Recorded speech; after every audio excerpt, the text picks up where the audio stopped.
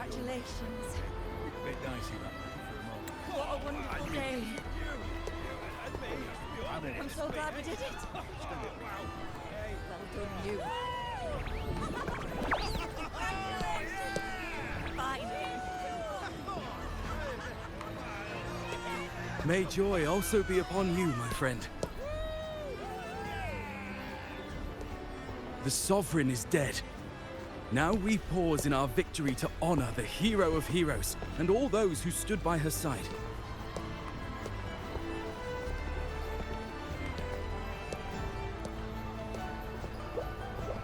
I am Bruno, Master of Ceremonies for the occasion. I had hoped to greet you alongside Augusta, but she was called away. The Senate insists on wasting her time with their trifles. We wish to bestow upon you the honor of Rosebearer.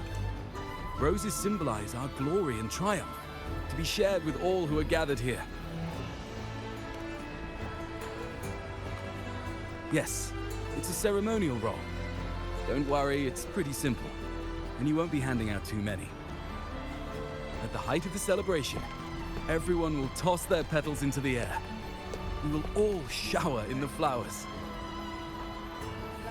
Your task will be to distribute the petals beforehand. You have been chosen by the people, but you are held in the highest regard. The people of Septimont gave their all on the battlefield. Now, after fighting side by side, we'll share honey and wine beneath a rain of petals. You are our first non-local Rosebearer, but I believe you were already chosen the moment you cut through the Dark Tide's miasma. Without you, the Sovereign's defeat would not have been possible.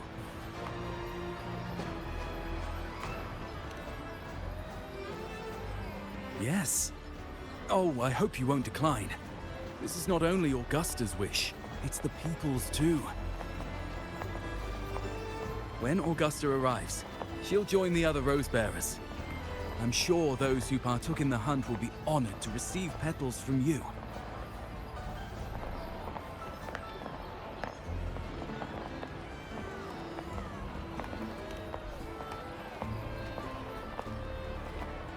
Very well.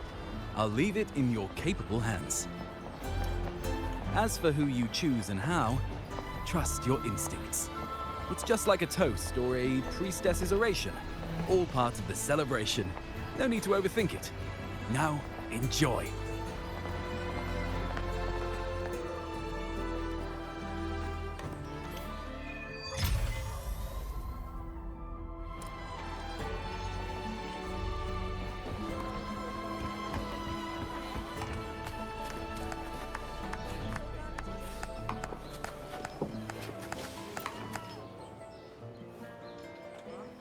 To Septimont!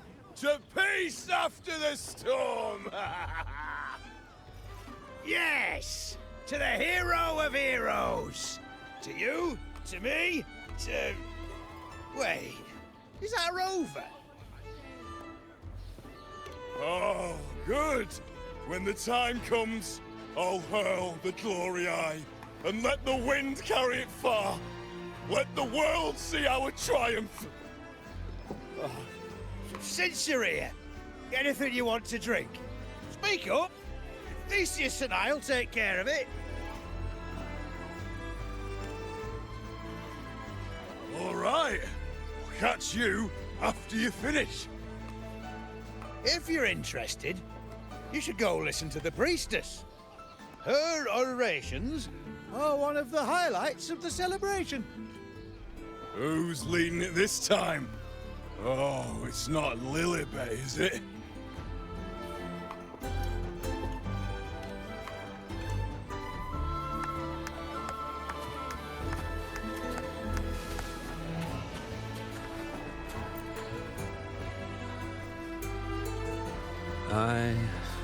I'm still worried. The Paradise was stopped, right? But the Dark Tide isn't gone for good. The Sovereign's gone. But what if something worse is waiting for us? You're hopeless. So what if tomorrow's uncertain? Does that mean tonight doesn't matter?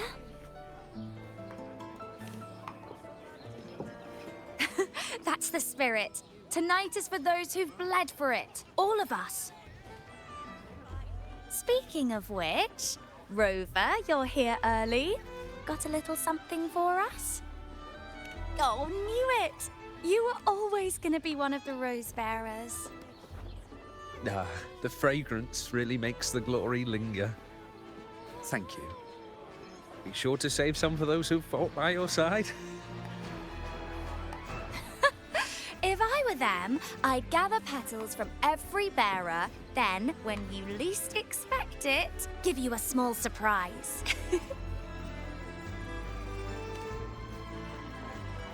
Huh? You know?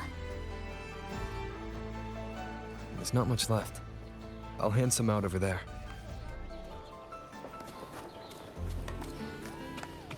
Oh, these petals of glory.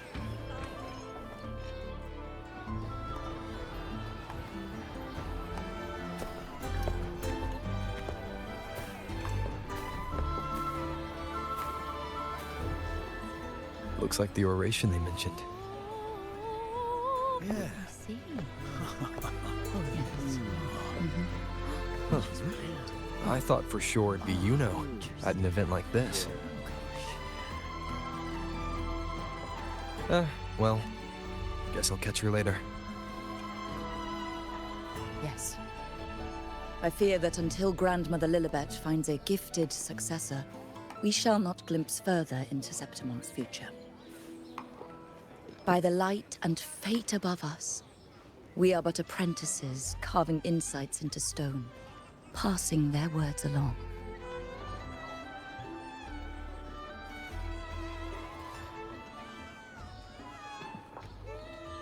Once, fate flowed like a thread. It guided reverent seekers to glimpse Septimon's end. Under the tide's surge, all was overturned. No soul was spared. Until the Unwritten One arrived from afar to join forces with Augusta. With the Chorosaurus as bait, he cut through the dark tide's miasma to reveal the truth. With the false sovereign's blood, a new ruler was crowned. The prophesied end was averted, thanks to Augusta and the Unwritten One. From now on, fear no longer grips me. The dark tide retreats into the forgotten night, and countless souls drink from pure waters again. The new hero of heroes, Augusta, shall lead Septimont into a new age. Thus, the present now aligns with the prophecy Grandmother Lilibet once foresaw in Septimont's auguries. Prophecy of the end, and how we managed to lure the Sovereign out. The order and the story are right, but something's missing. You speak of me and Augusta, but what of Yuno? Who is Yuno?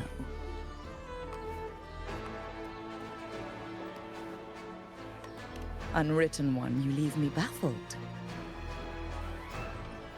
Are you suggesting that my recounting missed someone named Yuno? I don't find the name familiar.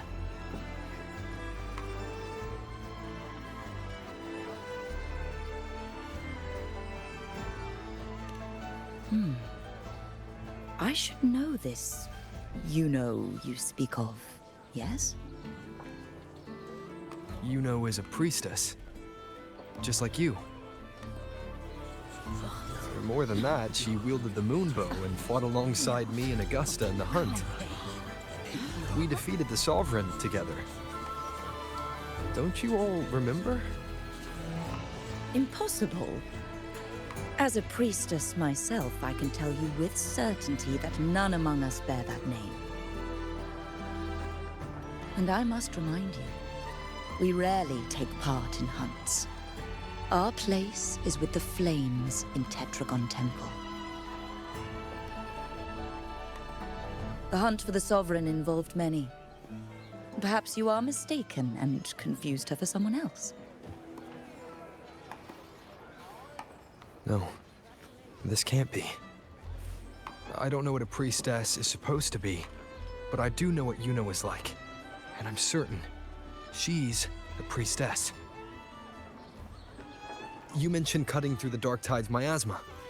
Tell me, if Yuno wasn't there, then who shot the moon arrow? Who shot the moon arrow? What do you mean? You were the one who dispelled the miasma. Yes. On the cliffside, you struck with your sword to cut through the Dark Tide. Don't you remember, Unwritten One?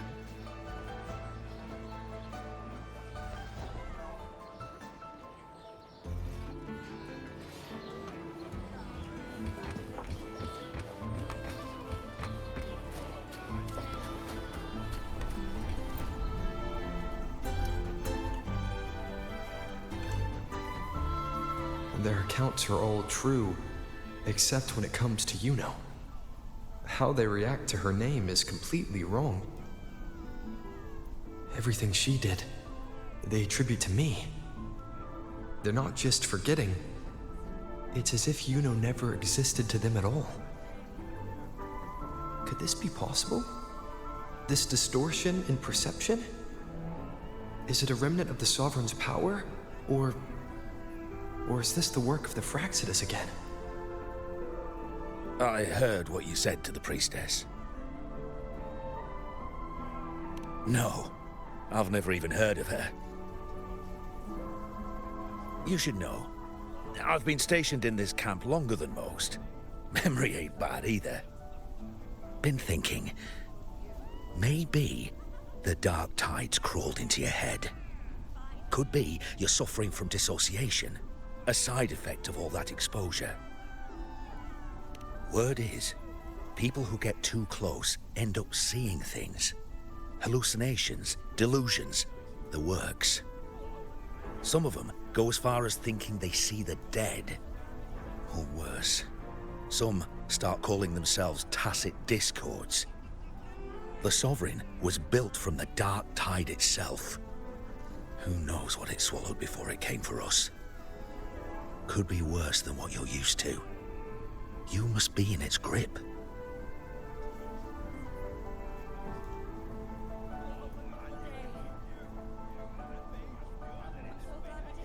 See, the thing is, it's not like there's one solid name for it.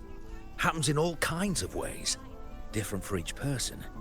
And, at any rate, dissociation is just a problem in perception. Some folks let it eat at them for life.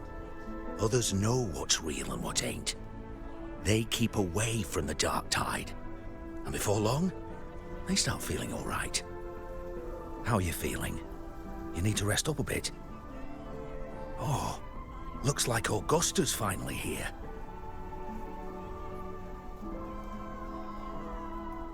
She's been through it too. Faced the Sovereign just like you. If you're still doubting, maybe talk to her. Could help.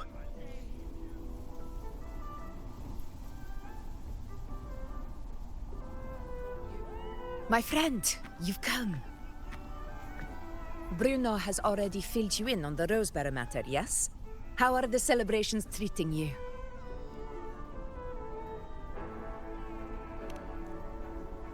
Augusta, do you remember Yuno? You know. Yes, she was often by your side. The one with the bow like the moon. She joined our hunt for the Sovereign.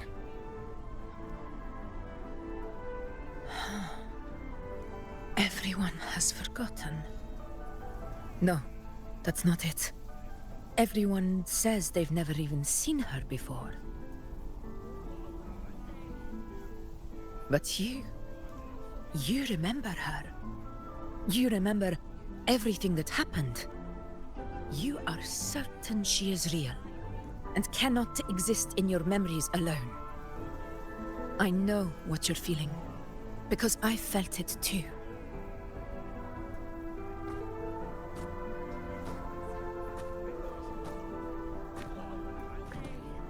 The Dark Tide's frequencies twisted my perception as well. Made me see things that weren't real. The Sovereign's whispers dogged me for decades, tempting me to accept its gift. But that's all in the past. I know now that to find peace, I must see through the deception, fight it, and conquer it.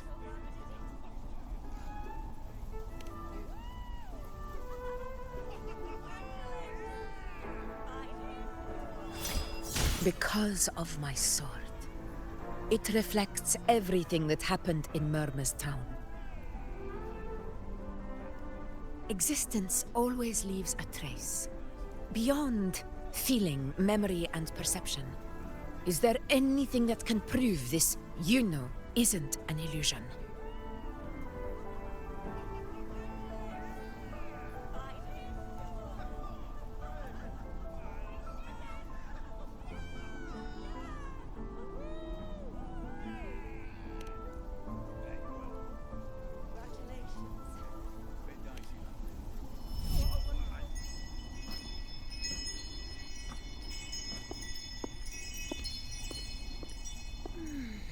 After this, I shall likely sleep like I've never slept before.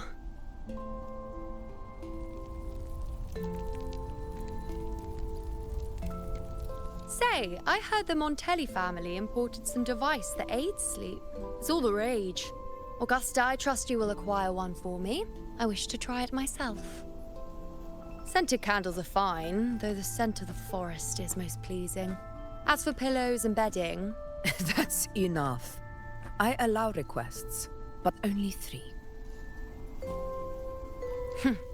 Apologies, but I need my rest if I'm to be at full power. Do bear with it. It's for your own good, after all.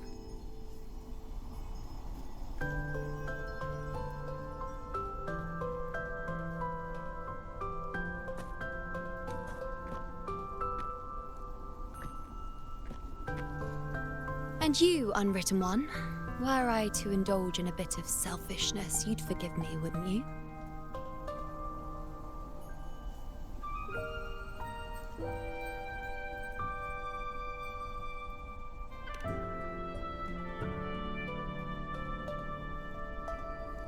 Oh, didn't think the great Unwritten Rover would be so stingy. Well, lucky for you, I'm feeling generous today. Now, what brings you to me?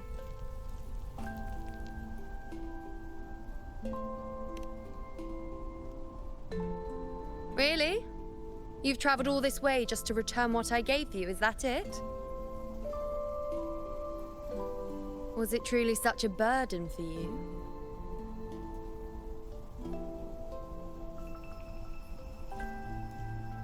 If one day this bracelet becomes meaningless to anyone else, I hope you will remain the exception, Unwritten One.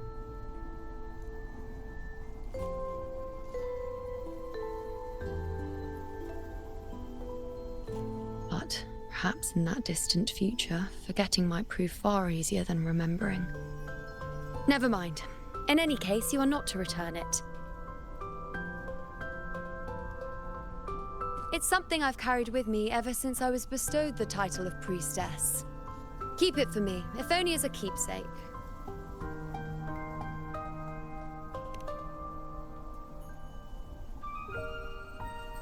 Well, until we meet again, I suppose.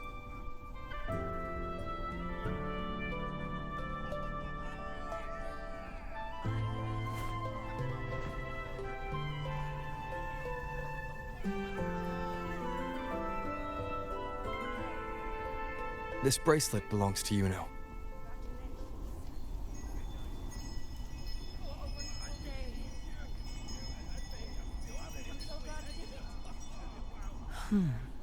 Quite the unique design. Like a crescent moon. But still, I'm sorry. I wish I could offer you the answer you seek, but to me, It's just an ordinary bracelet. Nothing about it stands out. When you mentioned her name, I tried to recall any trace of her in my memories.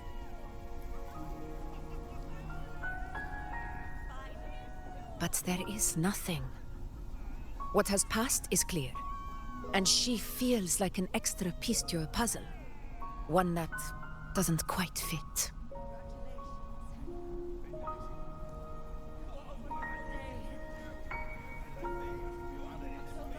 How can this be? You spent the most time with her.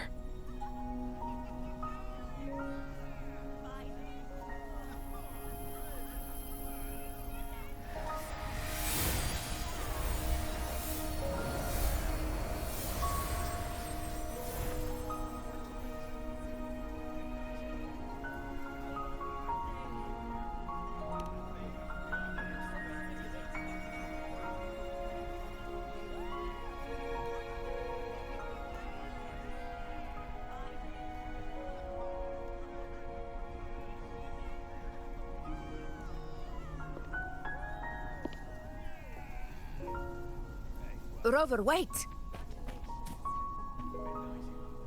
What did you see?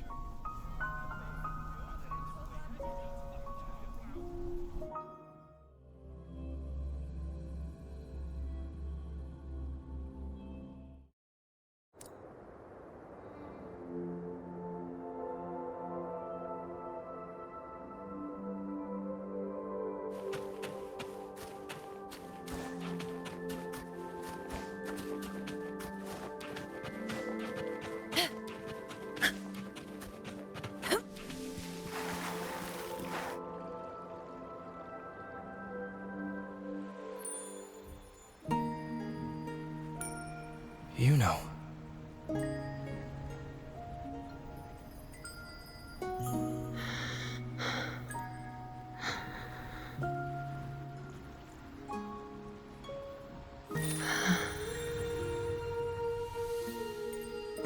Of course.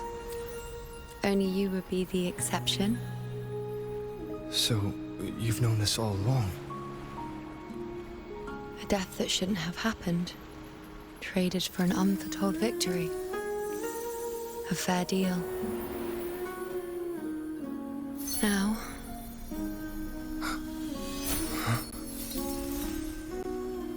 I am but a fading sliver of moonlight. I'm sorry, but... even I fear being... forgotten.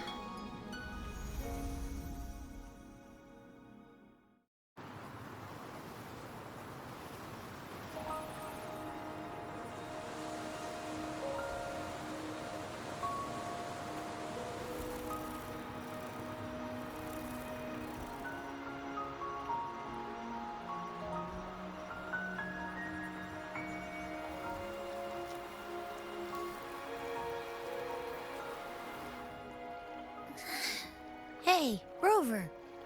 You're all right. You've been standing here for ages. So, Yuno's really gone. Just like that.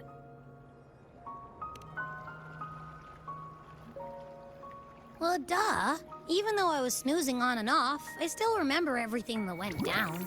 Crystal clear. You told me the first time you met Yuno was in the arena, right?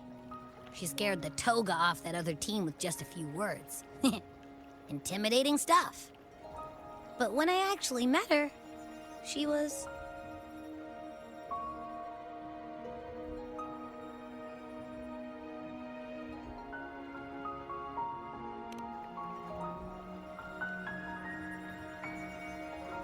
Yeah, totally. We got so much done with her on the hunt trip. She even invited us to the Tetragon Temple to check out the murals. Oh, and we caught that giant blue spiky TD, which led us to that big bad stinky thing.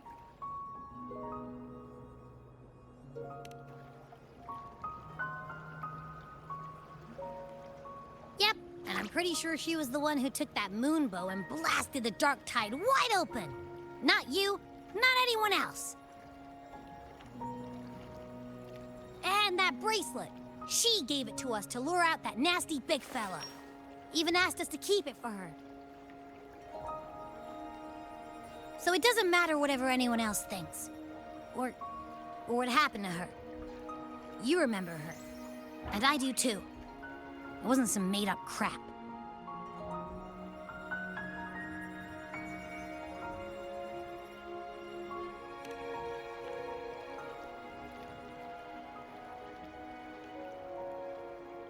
Yuno once said she glimpsed the end, where she would be the last one standing.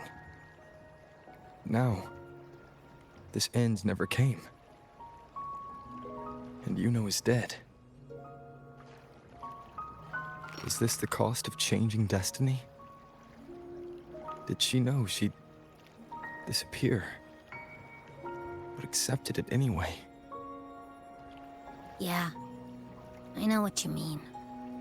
Like, we didn't even get to have a proper goodbye.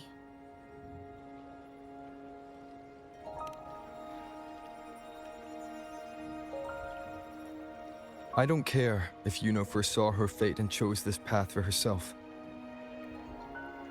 All I know is I won't let it end like this. Not with her fading into oblivion.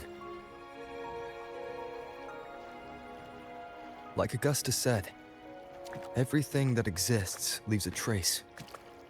Since she's a priestess, I'm sure to find traces of her in Tetragon Temple. A lead could be the breakthrough I need.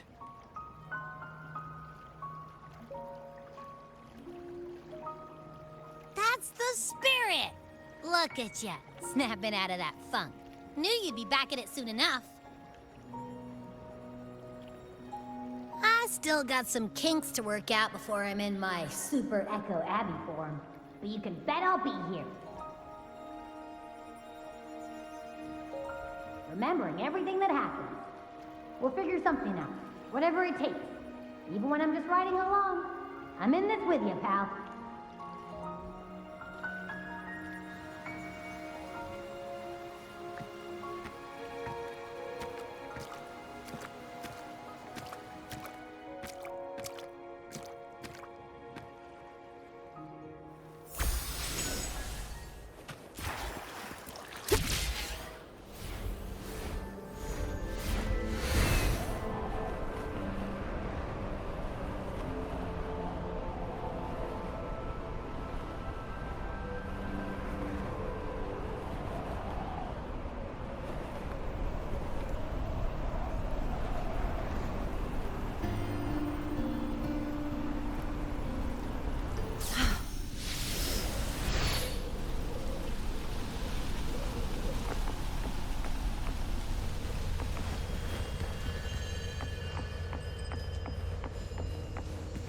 Strange.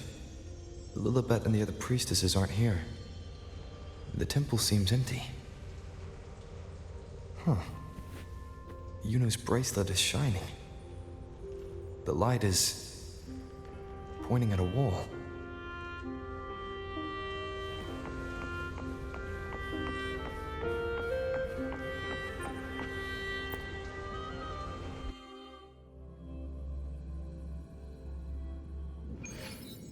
Where could this lead?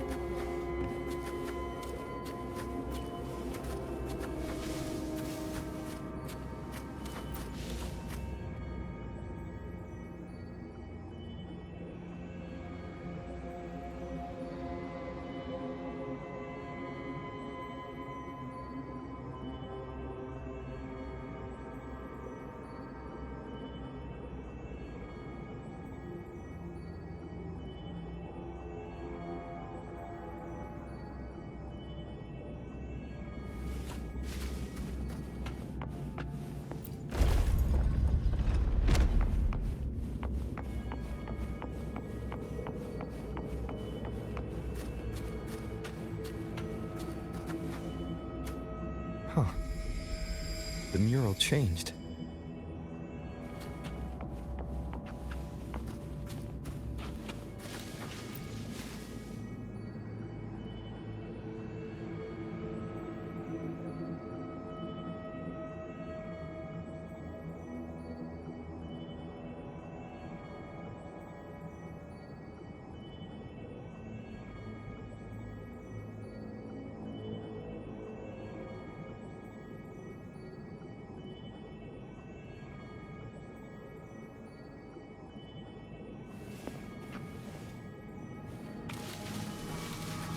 Worth the chase.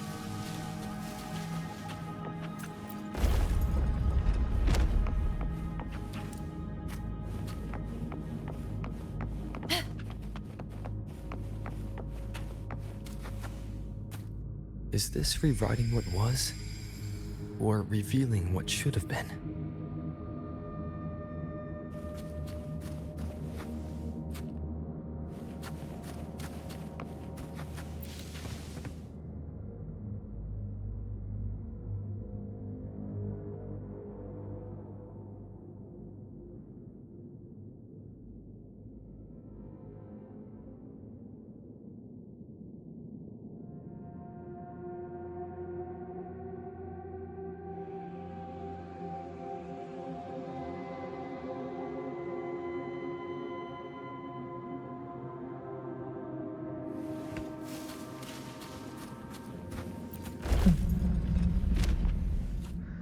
Trapped in your own pathetic shell, and you still think you're the king of the world.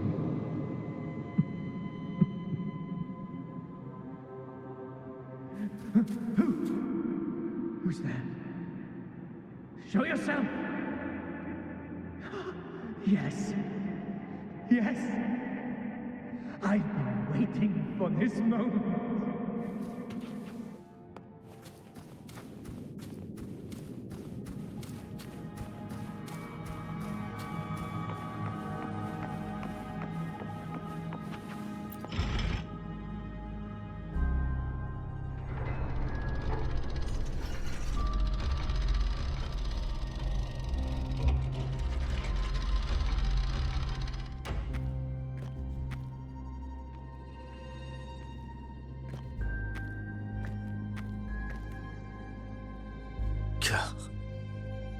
It's you.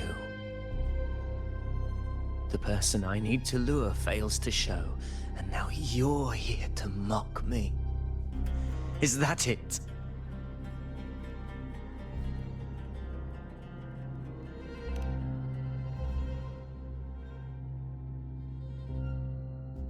You speak so innocently, as if my being here wasn't all you're doing.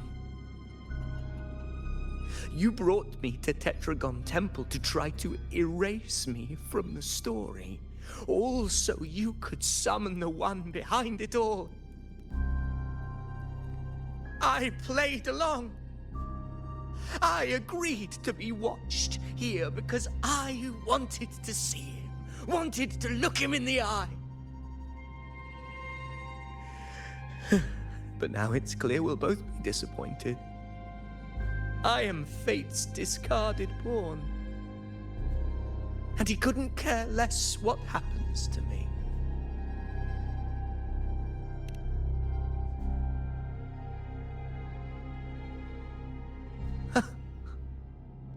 There's no one else here. No need to put on an act. He doesn't look like he's lying. But this is the first time I've been here. Priestesses, Tetragon Temple. Could this be Yuno's doing? For Avidius here, Yuno has also never existed. Whatever she did in the past is now my doing. That's why he thinks I'm behind all this.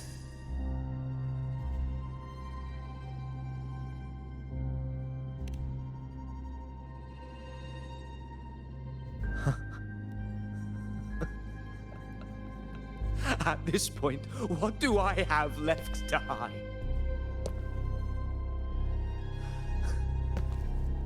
I always thought I was the hero who conquered Main's Deep, the one more worthy of ruling than even Augusta.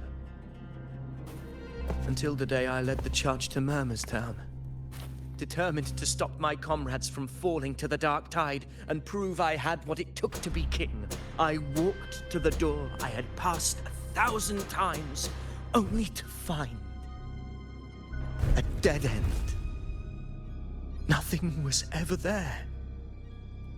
Did I even come here before? When did I conquer this place, and with whom? At that moment, I realized so much was blank. Disconnected dots, scattered and meaningless. How pitiful. Everyone knows my deeds, yet no one can explain how. And I can't find a single soul who's actually witnessed my so-called exploits.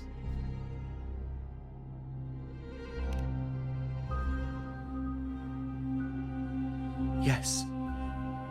So I tore through my memories until I saw a hand holding a feathered quill. It wrote everything about me from the moment I was born.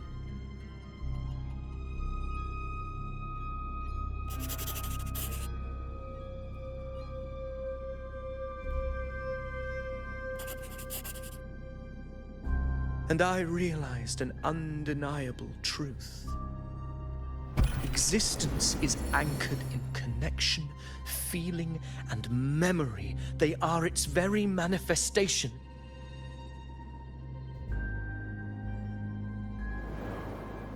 So if someone uses their resonance ability to fabricate a memory of the hero of heroes everyone expects and convinces them it's real, does such a fabricated person really exist? And what of you? The one they call the Unwritten One. An undefined, unknowable void that can anchor unimaginable connections. Imagine the existence that could emerge.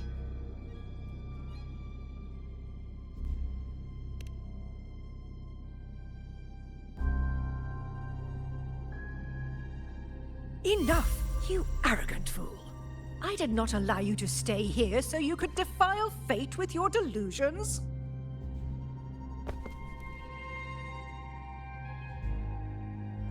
Please excuse this disturbance, Unwritten One. Whatever you need to say, we'll discuss it back in the hall.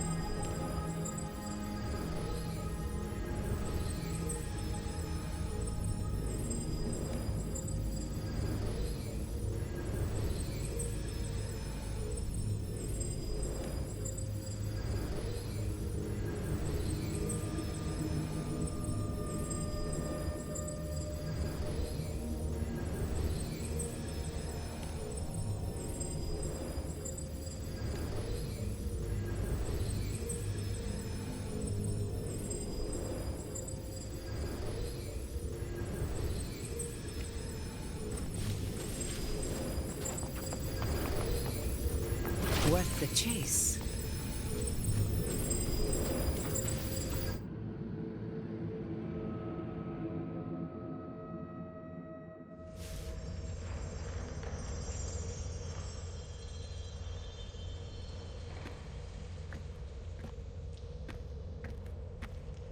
My apologies. I should have been here to receive you. But some priestesses run into some trouble. I had to step away.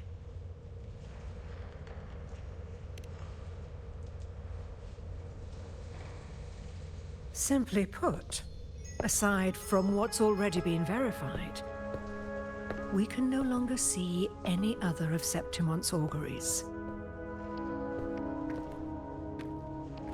The full scope has always been out of reach, but this feeling of being blocked by an impenetrable white barrier is something I've never encountered.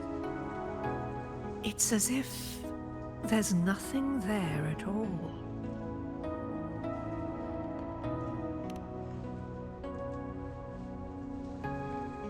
Well, there is a silver lining. Septimon's auguries concern Septimon's future. But as for smaller, individual futures, we can still see those. For instance, I saw Avidius making a commotion not long ago. But let's talk about why you are here first. Augusta mentioned your situation and said you might come looking for me. You seek help in finding a priestess by the name of Yuno.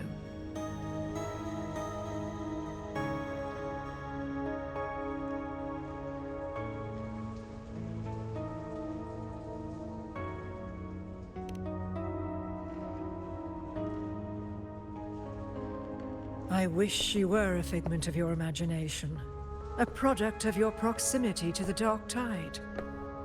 That would make things much simpler.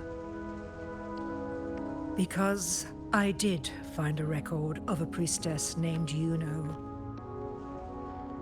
But according to the record, she died 3 years ago, buried where the Dark Tide swallowed the Spring Basin.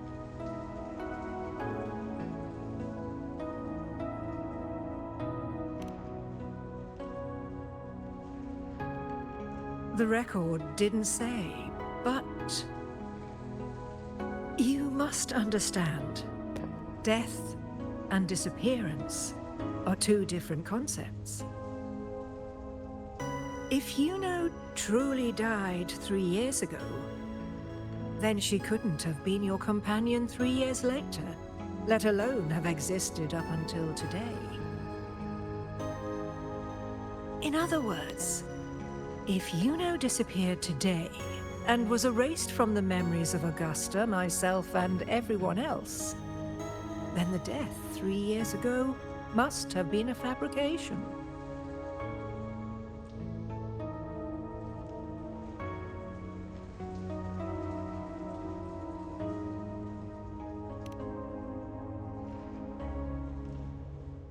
It means her death 3 years ago and her disappearance today cannot both be true.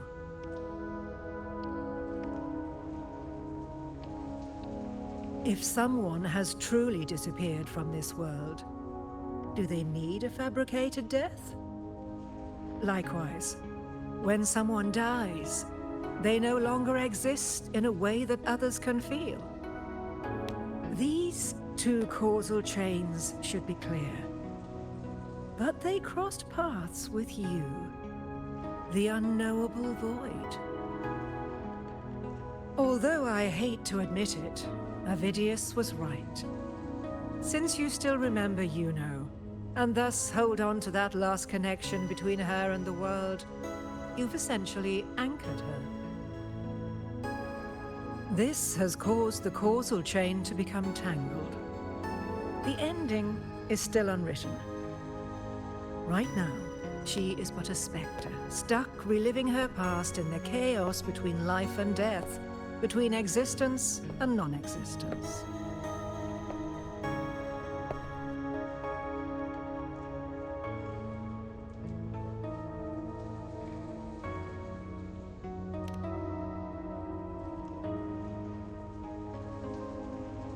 In theory, yes. You could forget her, let her disappear entirely. Or you could forget her and let her die for good.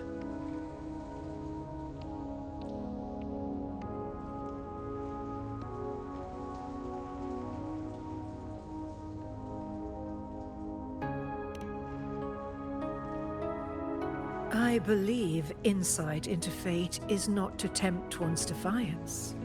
It will move according to its intended end. Besides, it's already granted you a rare gift. 2 options. More than most ever get.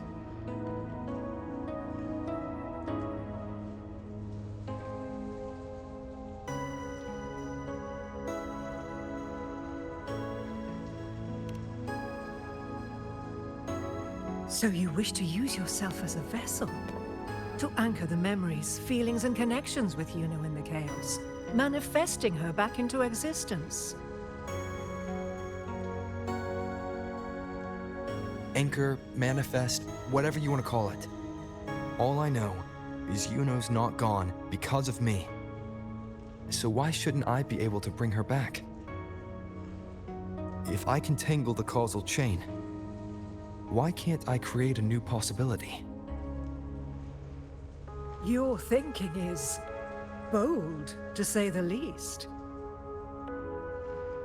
But do you really understand? Chaos isn't just disorder. It's the aggregation of all things. A web of cause and effect.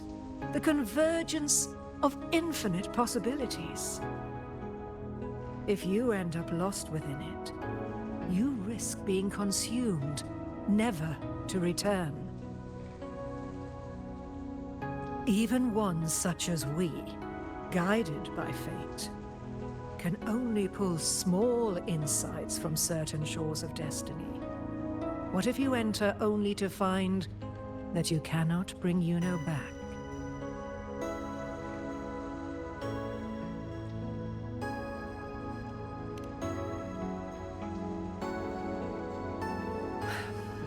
Chaos isn't a place in the usual sense. The key to entering isn't about where you are, but what's happening and what you do in that moment.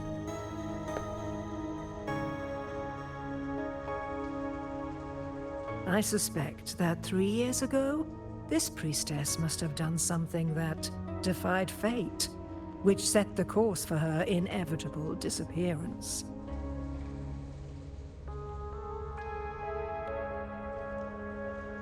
If you can get close to that inescapable knot in the causal chain, maybe you'll find a way in.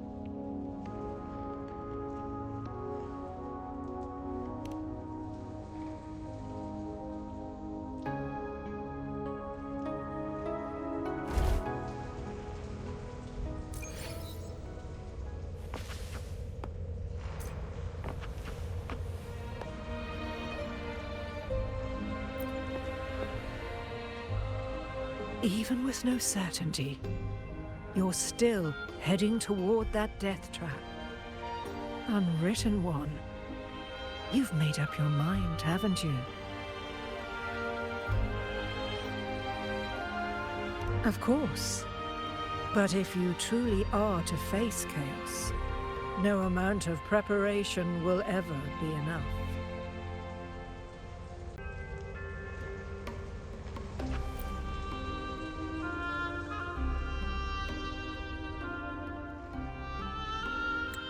Even with no certainty, you're still heading toward that death trap. Unwritten one. You've made up your mind, haven't you?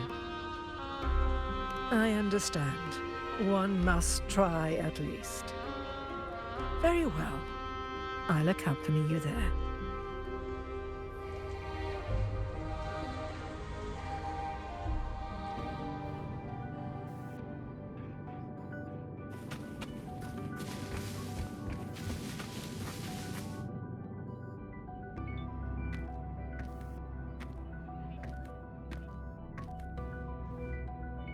We're here.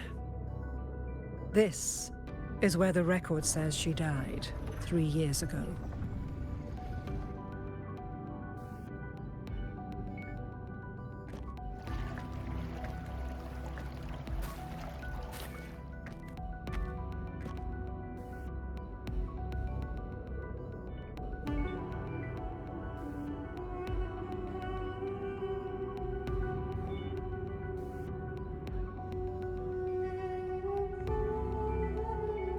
Nothing here.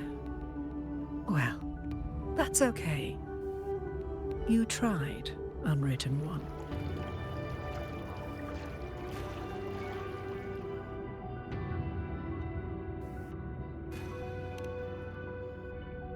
Guided by the light of fate, we walk the web of futures. Many seek prophecies to follow or to break free from, all in pursuit of harmonious completeness. I've never doubted your judgment of Yuno.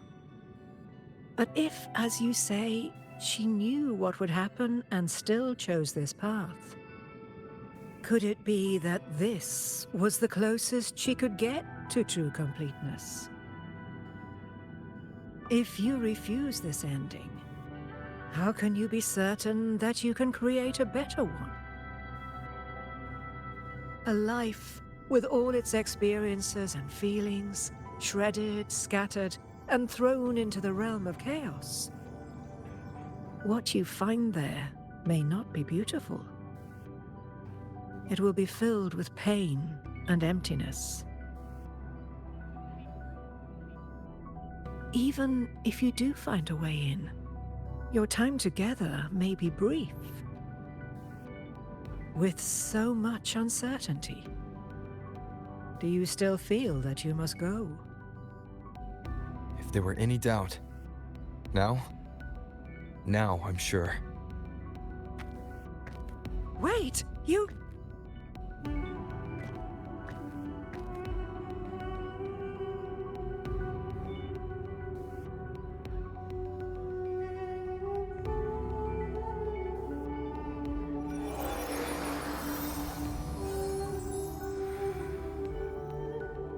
I'm not rejecting the ending Yuno wrote. I just want to fix the regret she left behind.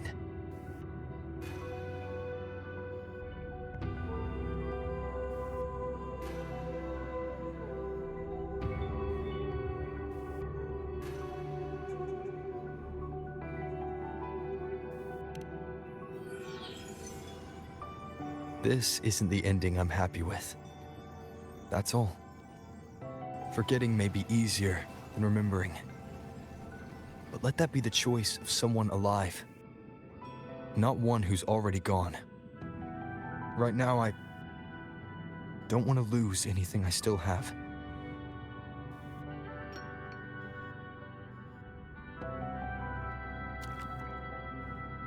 The secret to anchoring lies in connection and its manifestation. If you find what remains of her in the chaos, and she responds to you, then follow her guidance, for that will be the only fragile rope connecting you, her, and this world.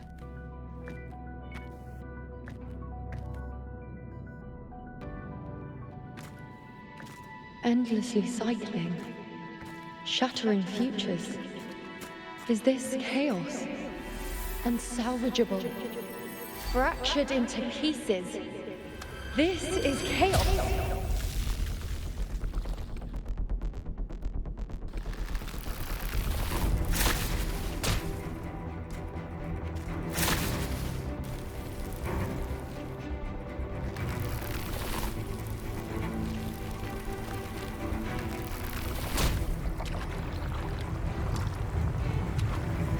Countless possibilities, both true and not true.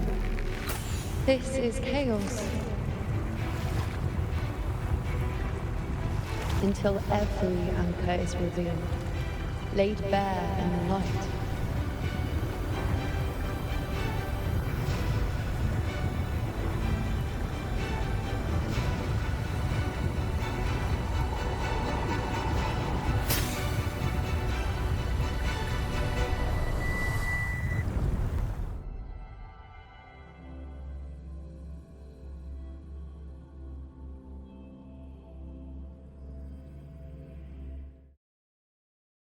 I can't see where it ends. Can't tell where I am either. Is this the chaos between life and death? Between existence and non-existence?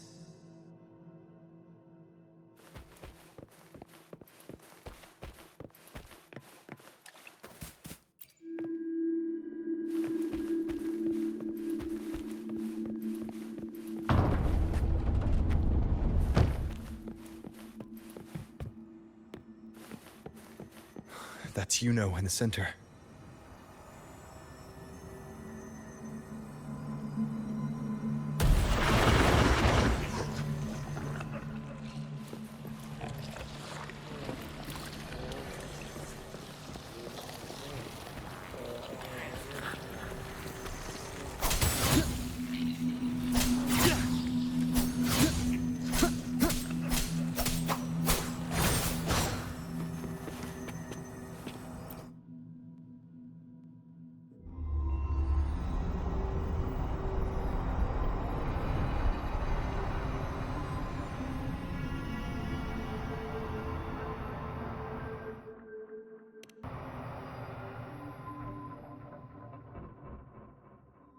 Yuno, you're calling me.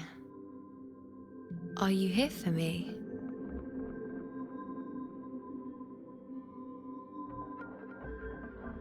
Why would someone be looking for me? She looks the same as she did when she faded away. A sliver of moonlight. How long has she been lost in this chaos?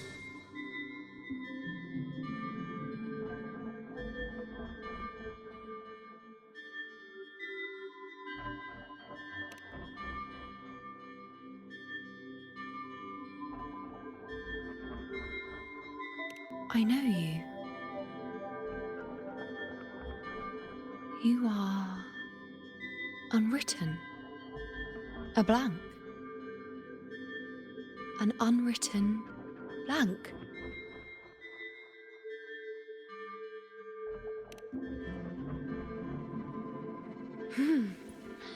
Unwritten.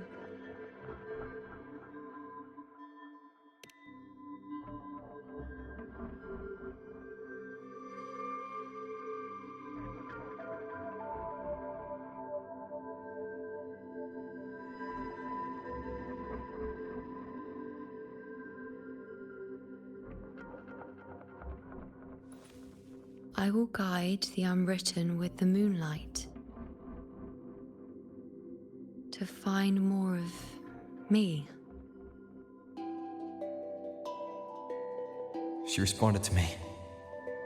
Now, she's guiding me.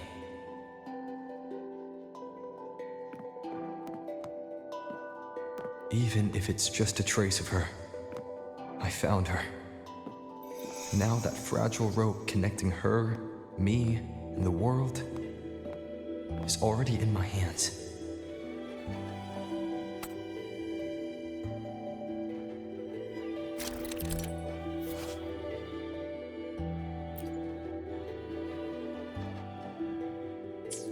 Where are you taking me? Just don't let go of my hand.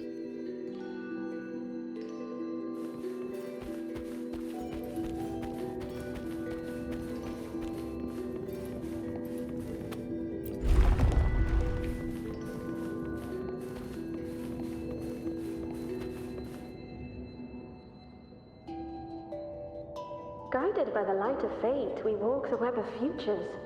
Grandmother Lilibet has already prophesied her successor. Yuno, born in a lunar eclipse, will become a prodigy priestess. Wait, Sibylla's Yuno? I know that girl. Wild and dramatic.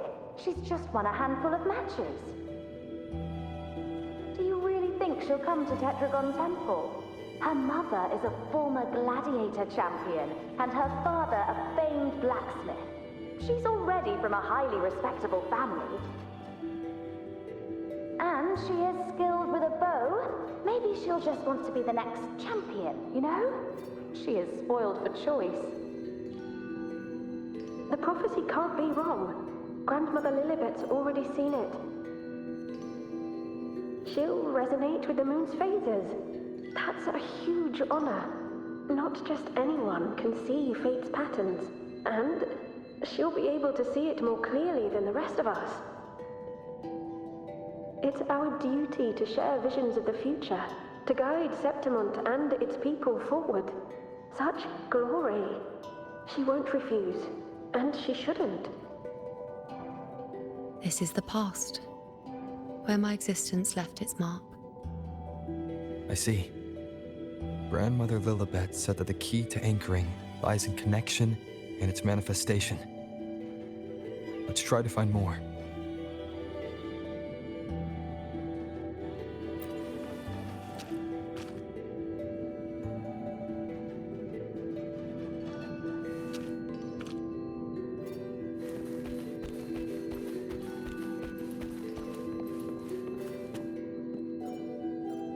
I can't see it. It's gone after that. Gone forever. Huh? Just one desecration is enough for the ordinary. I just wanted to understand. To look at it. To see the blinding flames. I was so close to seeing the outcome. To tracing back the cause. You. You must be smarter than me. Stronger than me. Tell me. Did I do it right? Staring at the sun, burning with pain for that truth. Tell me, have I gone mad? Is it me who's gone mad?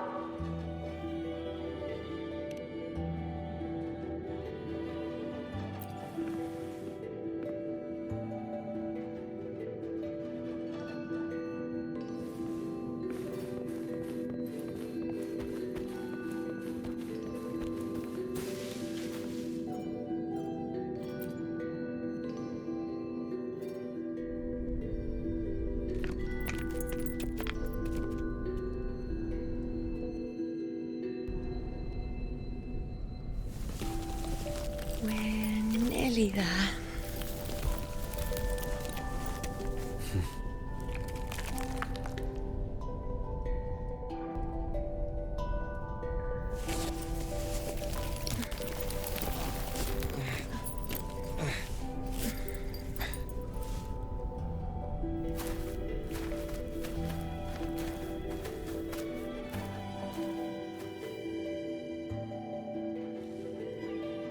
Let's go before chaos catches up to us. Can't lock them down. The only thing that barely reveals them is the moon. What the hell are we supposed to do?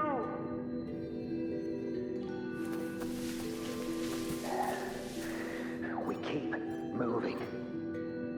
No matter what, we move forward, Andreas. The priestess has already spoke of our victory.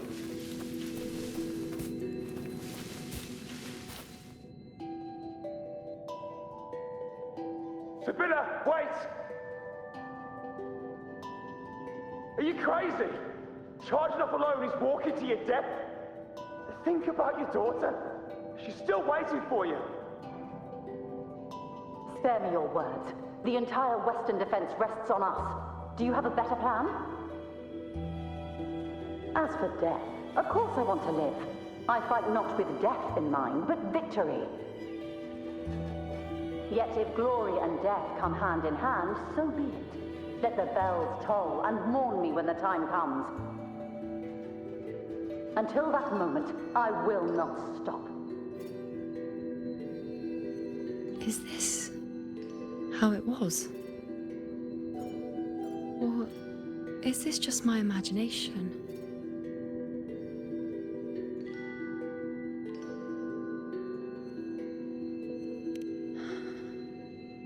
What's happened is done. It can't be changed. Those who closed their eyes never truly saw. So this isn't really her.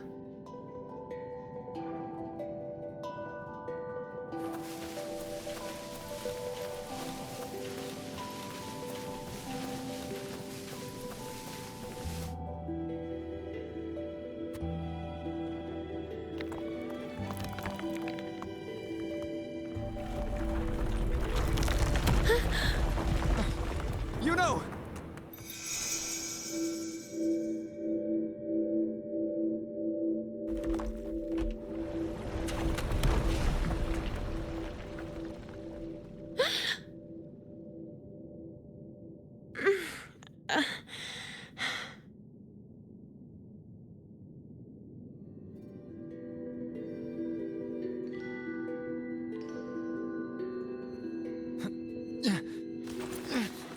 Thank you, Unwritten.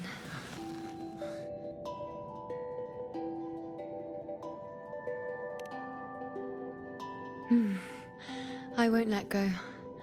I don't want to let go.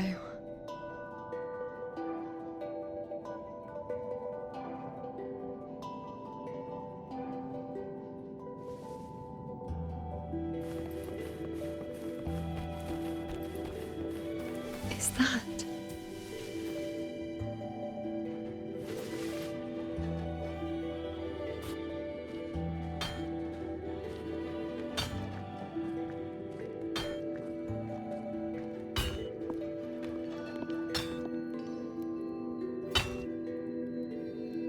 Ah, there you are. I've been waiting for you, you know.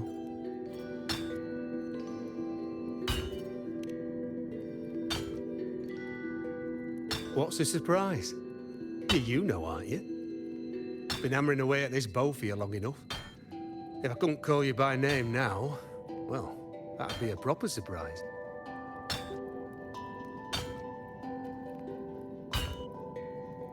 So, you came for the bow I promised you, eh? Still want it?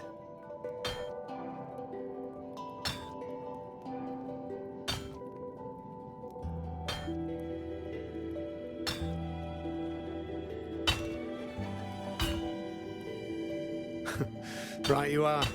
Why wouldn't you want it? But once you take it, what then?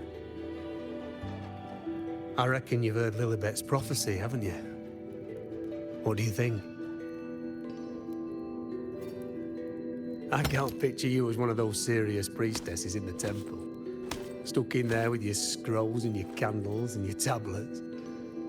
Doesn't seem right for someone with a spirit like yours.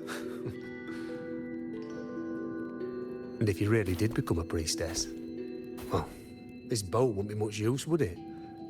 No time for it. But you've got a gift that other priestesses could only dream of. Such a shame to waste it. And the warriors of Septimont need their priestesses. So do Septimont's auguries. Lilibet and the others still failed to foresee the entirety of the coming disaster.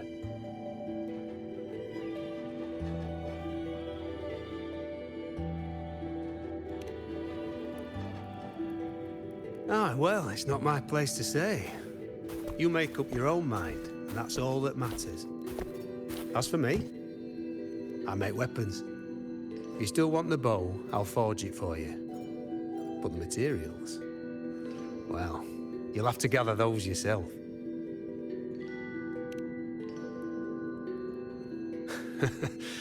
Forgetful today, are we? Didn't you say you wanted to craft a bow from your favorite Lunarum bow? Truth be told, making a bow isn't all that different from making anything else. You learn as much as you can, repeat it often enough, until you've shaped it just right. From nothing to something, to its final existence. That's how it's always been, eh? But like I said, if you still want it, you'll need to gather the materials first. When you've gathered enough Lunarum bow, you'll get your bow. And if you're not sure where to look for it,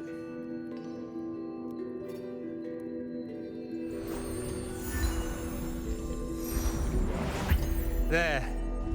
See it? Just head that way, and you'll see.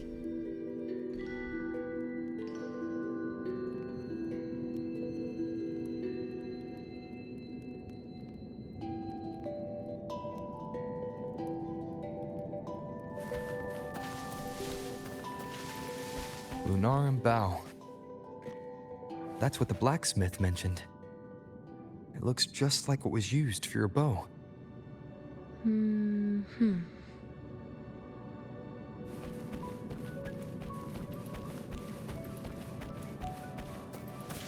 Cherish every gain.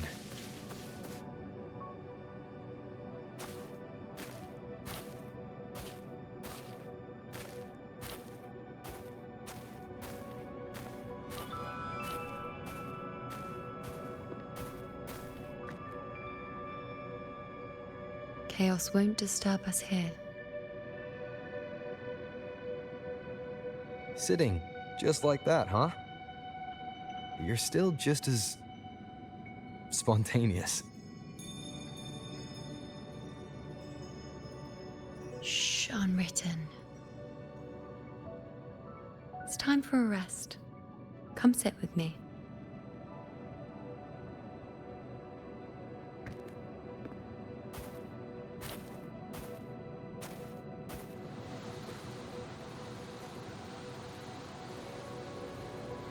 I've never said it properly before, and I don't know if you fully understand it now. But now that I found you, I will bring you back. I won't stop until I do. Because you said it, I believe you. We rest to manifest what we've already found.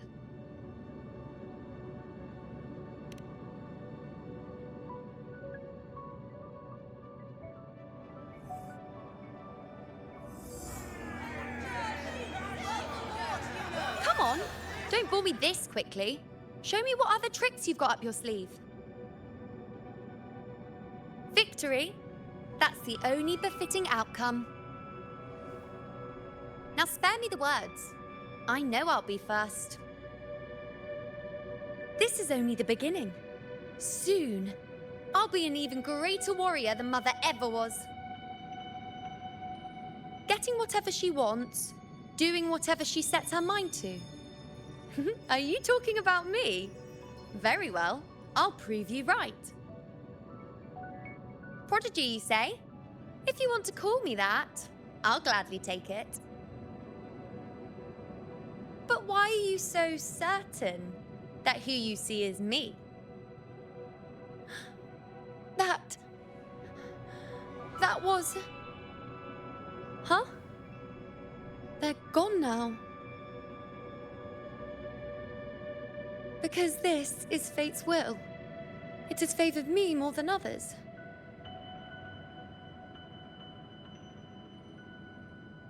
Because I can see what others cannot. Only I can see further. But...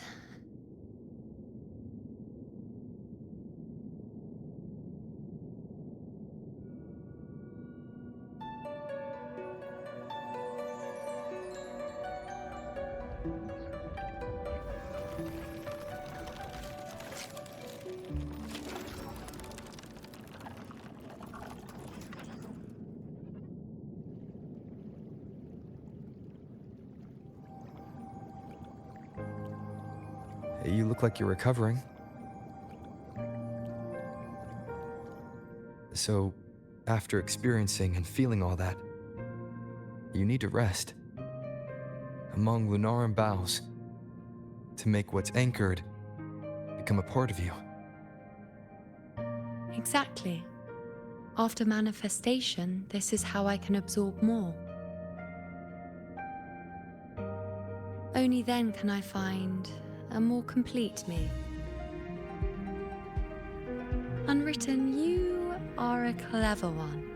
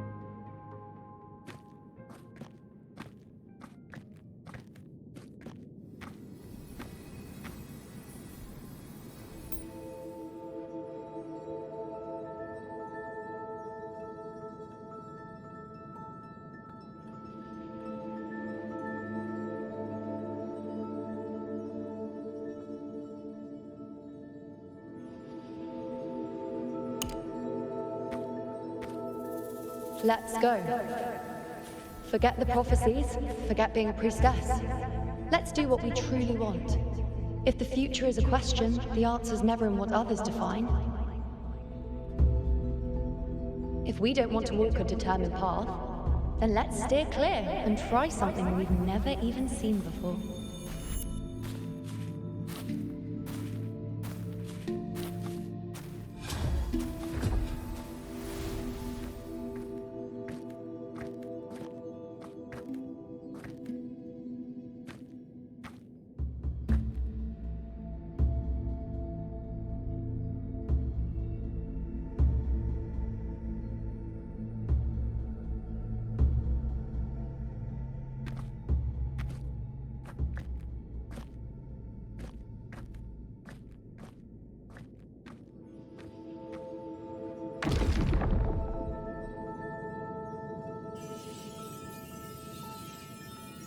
We can't continue the anchoring.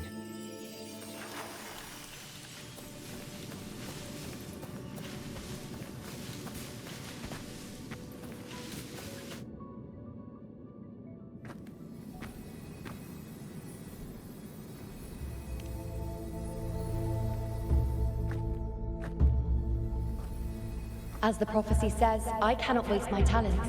I will not turn a blind eye to misfortune. Since only I can do this, I'll be the one to see it through.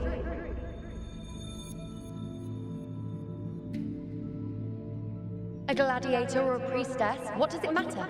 I'll face fate and see just how far I can go.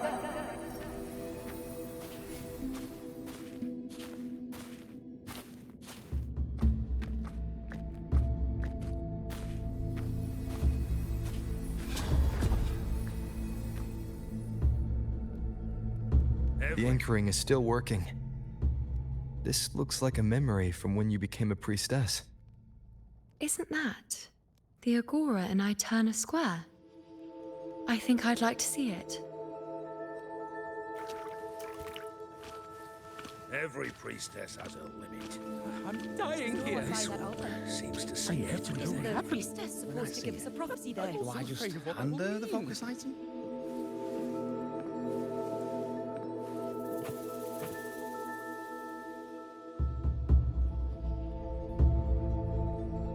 Back then, it seems you didn't mind giving prophecies. The people were much closer to you than they are now. Over there? That was my divination altar. They're waiting for the priestess's words. I must go and deliver it. Every priestess has a limit. This one no one by that altar.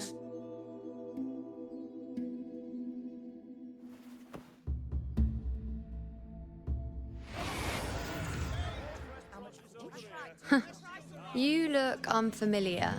Not from Septimont, I take it? Not bad. You even bothered to learn my name.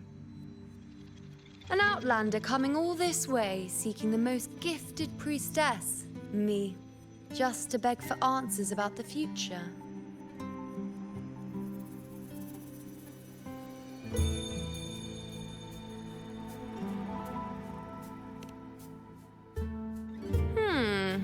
What's this about? How dreadfully complicated. But I suppose I can't fault your luck finding your way to me.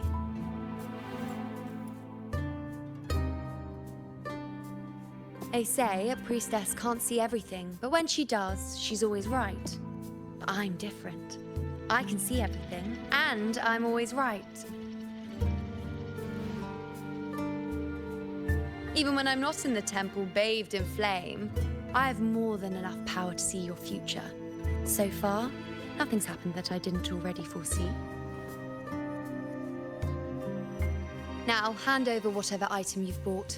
I'll see what's been bothering you.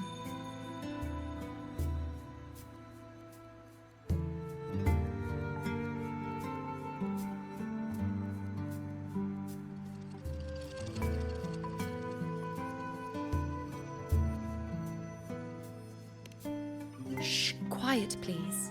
And don't you dare look away. I'm about to...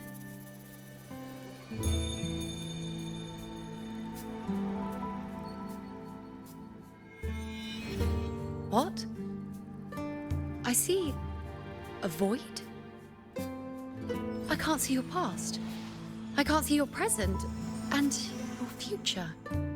How can this be?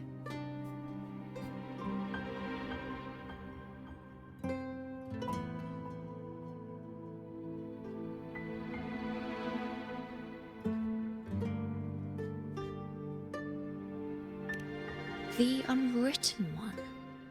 Why is that familiar? Who exactly are you?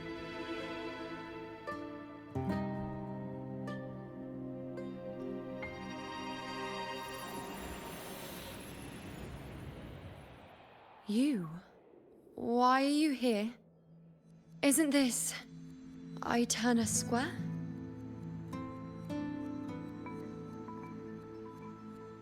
Did something happen in Septimont? Is it Augusta or the others? No, that's impossible. I should have disappeared by now. Why do I feel so tired? Like I'm walking the same path over and over again without end. Why do I see so many memories from the past? My mother, the other priestesses, and you. You've done something for me, haven't you?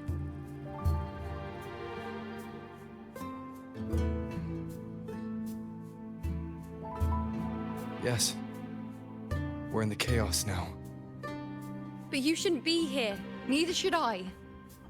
Why haven't I disappeared completely? Why did you sacrifice yourself? Why did you just leave without a word? Was this really the outcome the most gifted priestess chose for herself? Because this was the best I could do for Septimont. Destruction. Failure. Oblivion. The dark tide devours everything you can imagine. The Griffons can't escape it.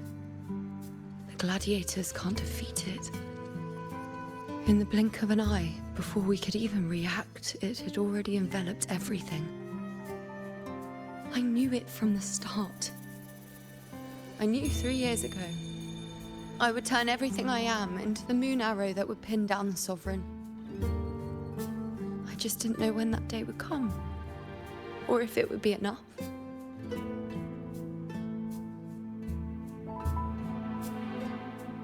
Until I saw you. You, the one who stood between me and the manipulating hand behind everything. Just like the faint light I once saw in the future.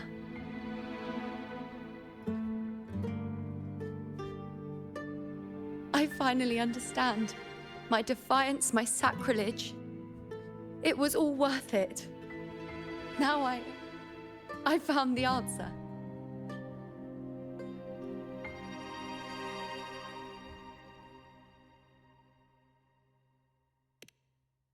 Whether it's because of the void I carry, or whatever else it may be, I still remember you. Your place in this world isn't over yet. I'm taking you out of this realm of chaos. You... It seems like I missed something. Something I didn't foresee. So the Unwritten One from the future isn't happy with the ending I've changed and wants to rewrite it. The battle's still undecided. The war isn't finished yet. Is that it? Yes. You traded your existence to alter the prophecy. But I'll anchor your existence and rewrite your ending. If I've ever guided you before, then now, let me guide you one more time. Really? I'll entrust myself to you then. But be careful. Don't get lost in the chaos. And I shall put my best foot forward as well. We shall meet at the very end. Wait. Am I Yuno now? Hello, priestess. I've got the item here with me. I hope you can take a look for me.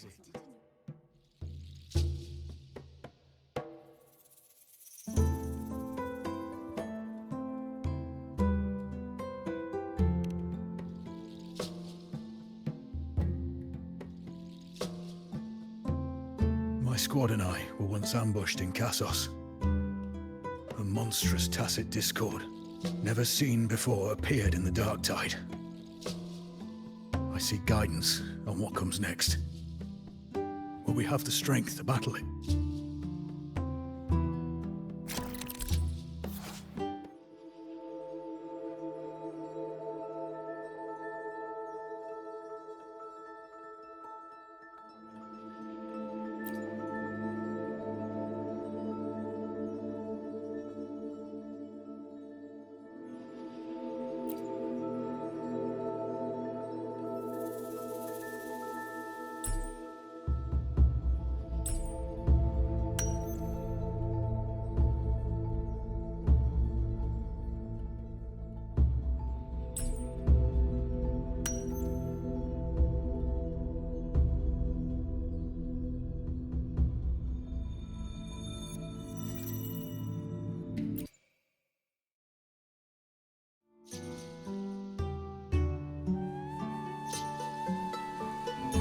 Are these the types of visions Yuno sees?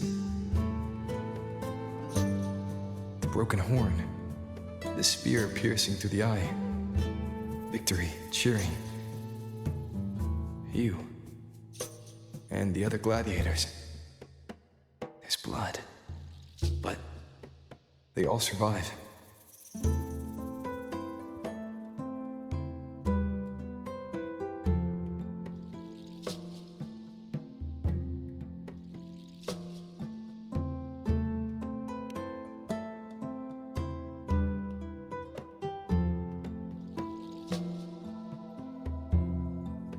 Priestess would probably relay her visions as they were, without any omissions or additions. The beast falls, and we are cheering. Its eye is pierced by a spear. Its horn is broken. So, that's its weak spot. Is that the key to our victory? Thank you, Priestess Yuno. Your words put my mind at ease. Can I come see you again once it's all over?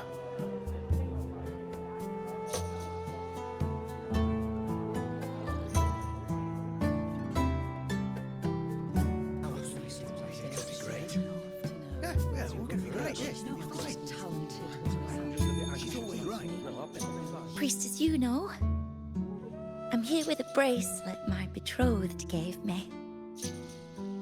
I feel like it best captures his feelings for me. Perhaps our future together will be one of true love, where we grow old together.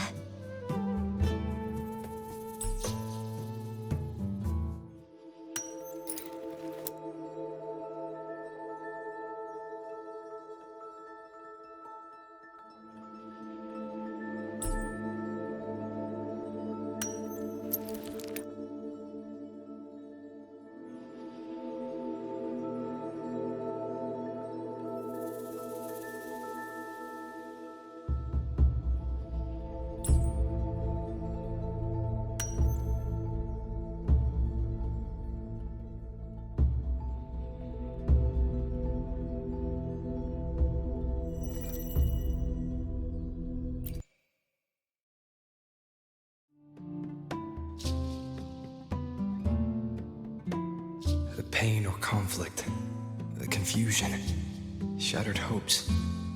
They don't look that old. Not much time has passed. Is that their child? It's not as clear as the last one.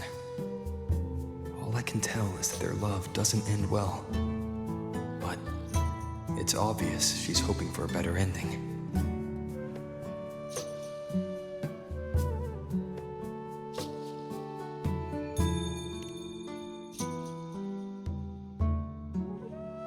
If a priestess's vision is never wrong, then telling her won't change a thing. But what if it's the act of telling her this prophecy that causes that ending? She should decide the path she wants, regardless of the outcome. I'll just let her enjoy the present. So, not much else to see? You want me to focus on the present? Well, we are very happy now. I feel very lucky. I really never thought we'd end up together. We've known each other for a long time, but we're both so strong-willed. I came here because I was worried about our future. But what matters is that we're in love now. Whatever comes, I don't want to let him go. And thank you, Priestess Yuno. No matter what, thank you.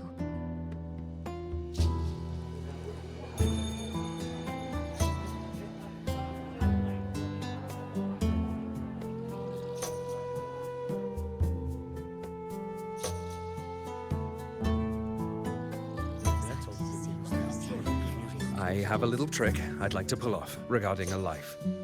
That's why I've come to you, Priestess Yuno. I'm curious if your prophecy can confirm whether it's possible.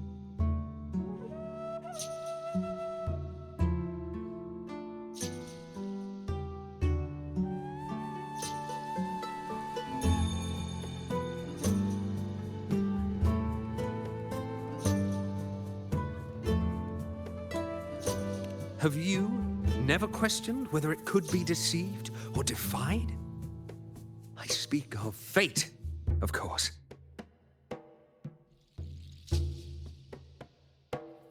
These figurines I brought were crafted by my family for me and my brother as a rite of passage. They're made in our likeness.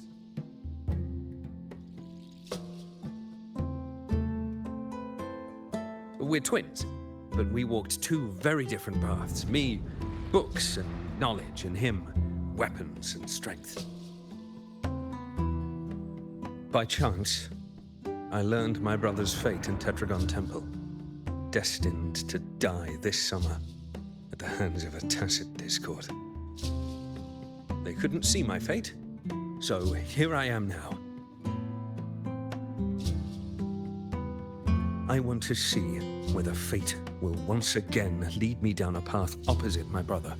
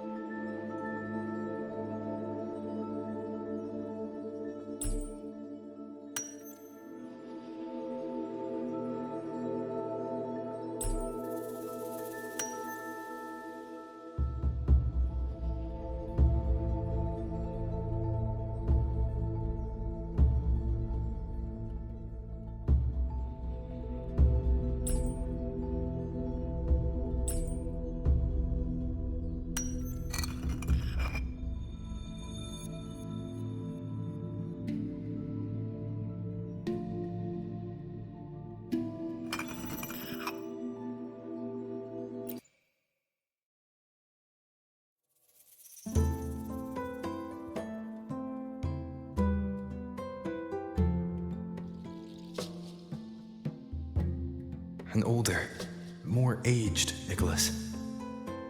Peaceful. Dead at 50? No, at least 60.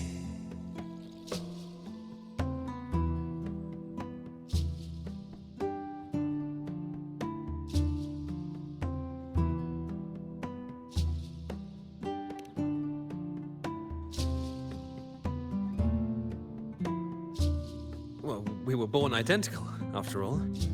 I know him well. If I wanted to imitate him, even our parents wouldn't be able to tell us apart. But fate, what would it do? You've shown me my end. I will live to become an old man. That means this summer, I won't die. What if I take Kyrion's place in the battle, and he plays the part of Nicholas, sailing across the seas? I'll confuse the whole world, even fate itself. Let me try. I'll use fate's prophecy to overturn another and trick death with the undying.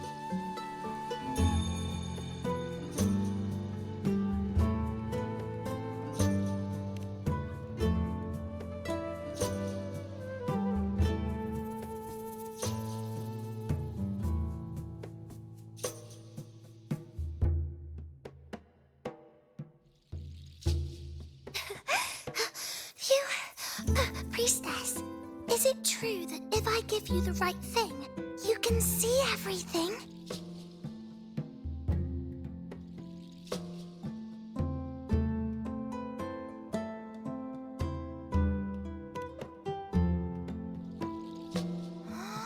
Wow, you're amazing.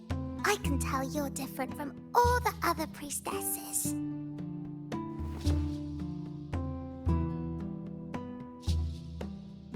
Look, Grandpa made this bottle. Can you see where he went? And what did he turn into? I want to find him quickly. He left so fast. He must have forgotten to tell me.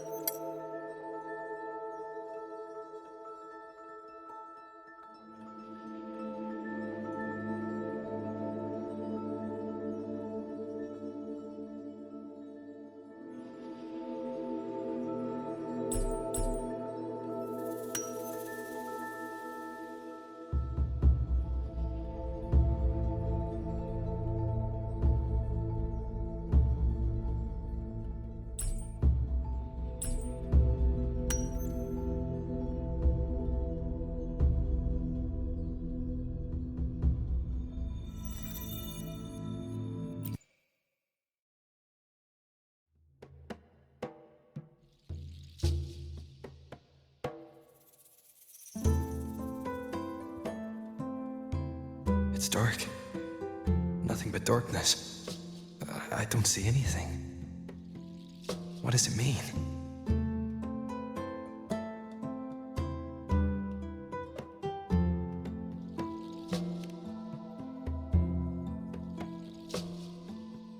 I see.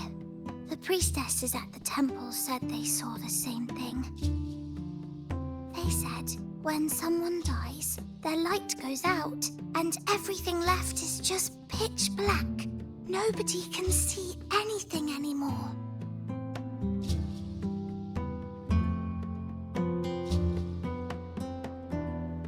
Yes, Grandpa was really sick, and he died. But it's okay. He made me promise that if he ever wasn't here anymore, I'd put all my tears in this bottle. One day, when the tears dry up, we'll see each other again. So, I don't cry anymore. I'm worried it'll take a really, really long time to see him again. Just how long exactly? What will Grandpa look like then? I can be forgetful sometimes. What if I don't recognize him? What then?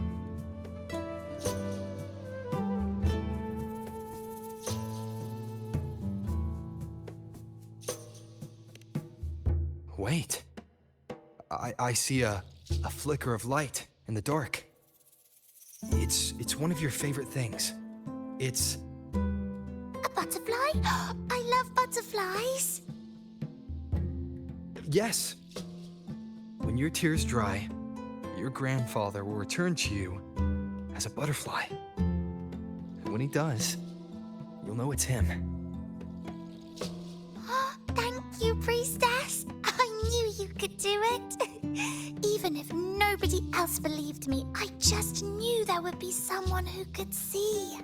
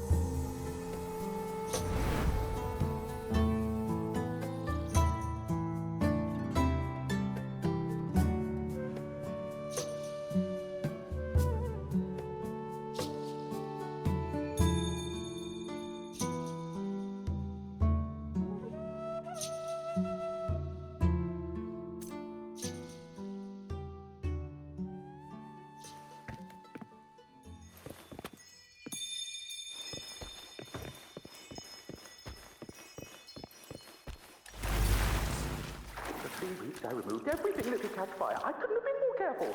As the prophecy foretold, I cut the tacit discord with That priestess.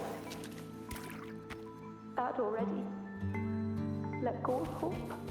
We followed the prophecy, and we won. When I see Board's shattered leg, I can't shake the thought. Gustavus left me in the... Was there another way? I knew it all along, didn't I? Someone else to wield the spear. Whoever really has forever, anyway. Curian set sail across the sea, only to meet his end at the hands of a tacit discord. And I, believing in my own prophecy, took his place in battle. I was gravely wounded, and now I'm but a living corpse. The prophecy said I Come back. When you die, you die. Some things can't be changed, no matter how much we want to fight. The tears in the bottle have dried. Let's rest here. One more time. Anchor these memories and connections. Make them a part of you.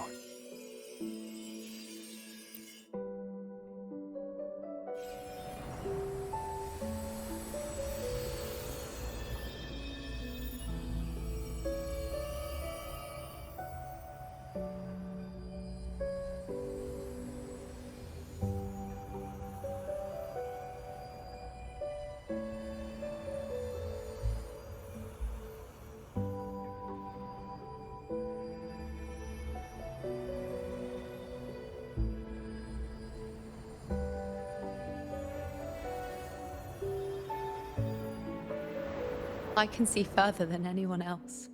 I can see things no one else can.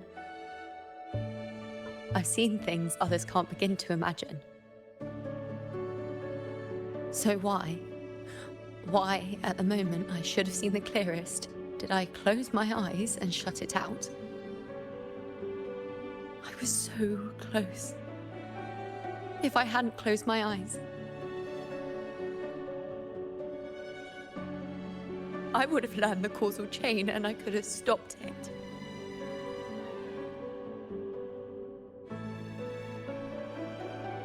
After that, I decided to keep my eyes wide open, no matter the cost. I'll sit at the crossroads of fate. I'll stare into what's to come and not flinch, be it joyful, tragic, rebirth, destruction.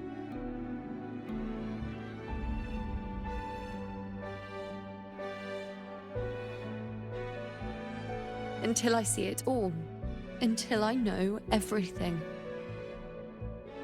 Because I am stronger than anyone else. This is something only I can do. But If the priestess's prophecies were really perfect, we could avoid all misfortune. If there is such a thing as fate, then misfortunes cannot be avoided. Just because you know the outcome doesn't mean the journey is worth it. If life is destined to follow a predetermined path, does it even matter if we know our fate?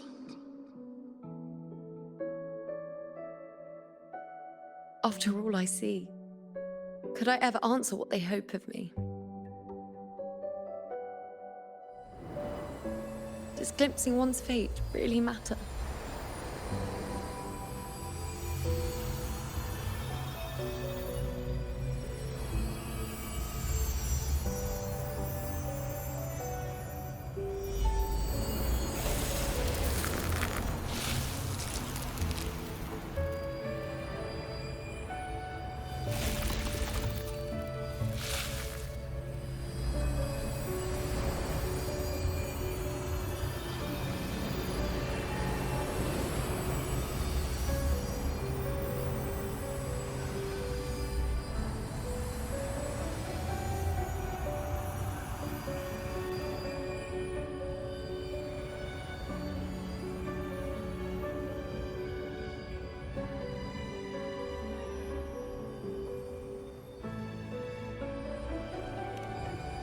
Unwritten, You are as sharp as ever.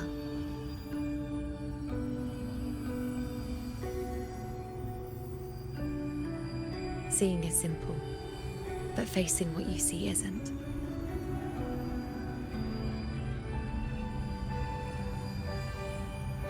In your eyes, I see my past self. I also see my present self. Together, they overlap to create a more complete version of me.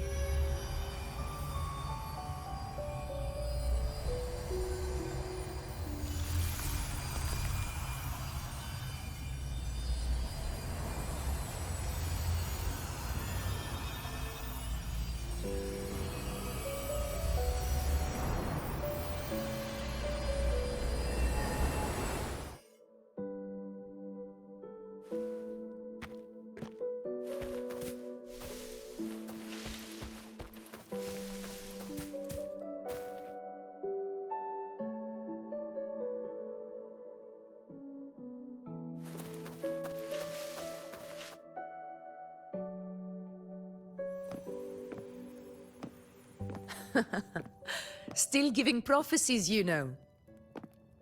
Like the first time we met on the plains. You told me you saw a glory as bright as the sun. One that would earn me respect. Truth be told, I didn't think much of your words back then. When I want something, no one's permission is needed. Nothing could stand between me and my goal. When the prophecy came true, though, I found it unsatisfying.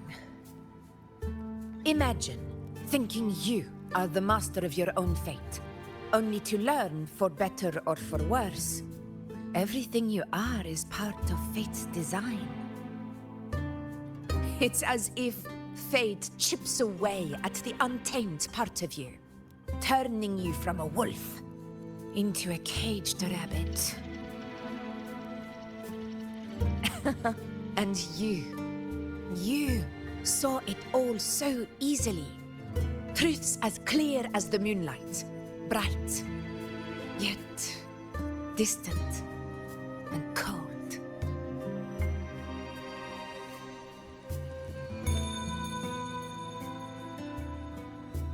Don't mistake me. I don't dismiss the value of prophecy. Seeing the outcome gives us insight. Prophecies allow us to envision the future and find better ways to face it. In every one of Septimon's auguries, the priestesses foresaw disasters that would befall the land, but also the hero who would rise up to face it. Like the people of Septimont, I too have been blessed by prophecy. But in the end, whether disaster is averted or who the hero is, those choices are never ours. If we are nothing more than fate's puppets, what difference does it make if we can see its hand?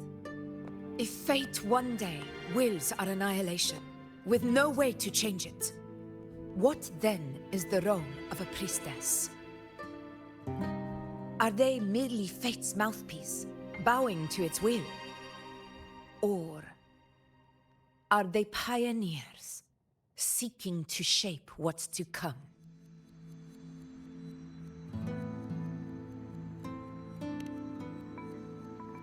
Last night, Grandmother Lilibet told me another Septimont augury had emerged. This one revealed a future unseen, a warning long overdue. An unknown disaster that would bring about the end of Septimont. The vision was unclear. The priestess couldn't discern the cause of the disaster, nor could they see the hero who would rise up to stop it. The Senate prefers to wait, believing the solution will reveal itself in time. But I must consider the darker possibility. I know that you'd rather be out there dealing with living, breathing people, then confined to the temple to await some grand future. You, too, are tired of the Senate's rules and the priestess's chains.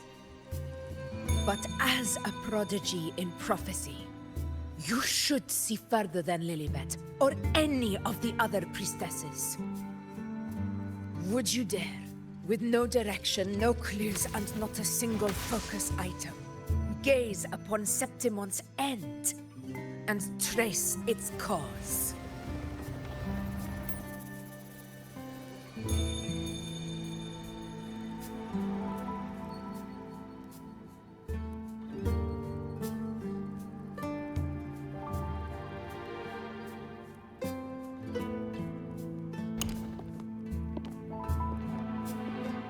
Countless souls have come to me for prophecies, and I've never held back.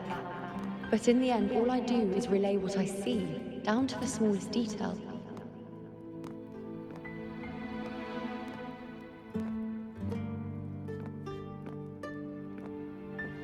Whether I intervene or not, what's destined to happen will come to pass. If we are but fate's puppets, what difference does it make if we see the future?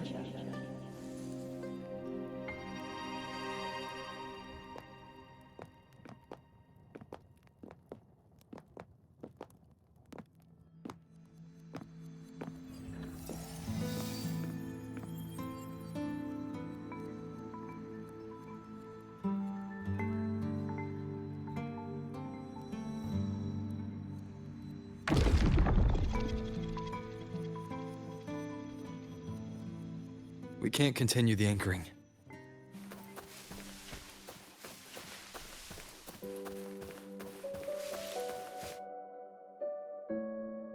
Would you dare, with no direction, no clues, and not a single focus item, gaze upon Septimon's end and trace its cause?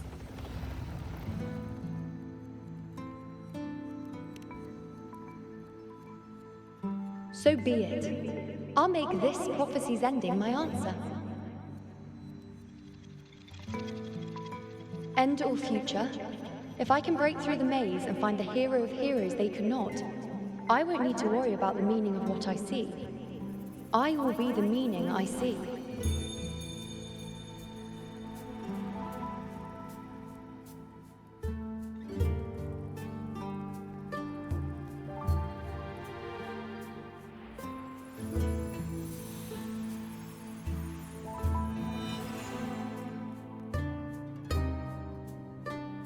Once again, I repeat Yuno's past choice.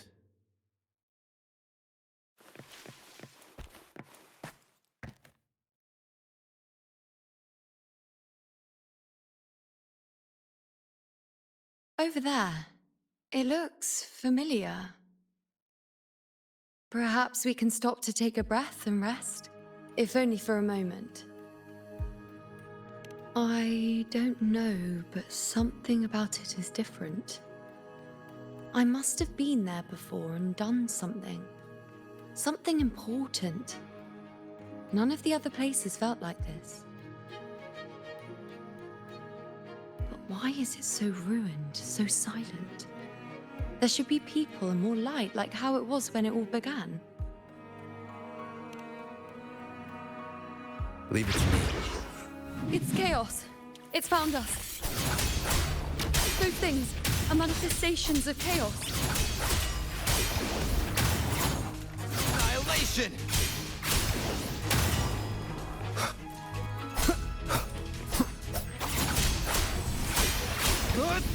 The wicked will face judgment!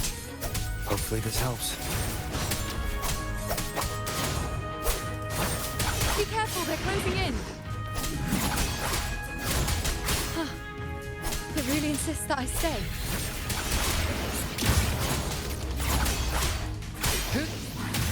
Waves rise. Judgment strikes! Hopefully this helps.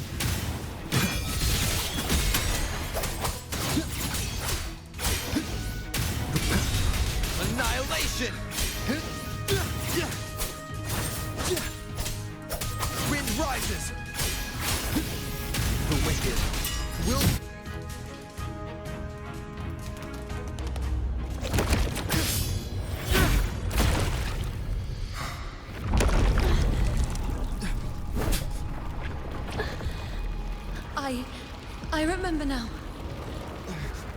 This is the place where it all began. It's also where it ended. It's okay. Run! Go there!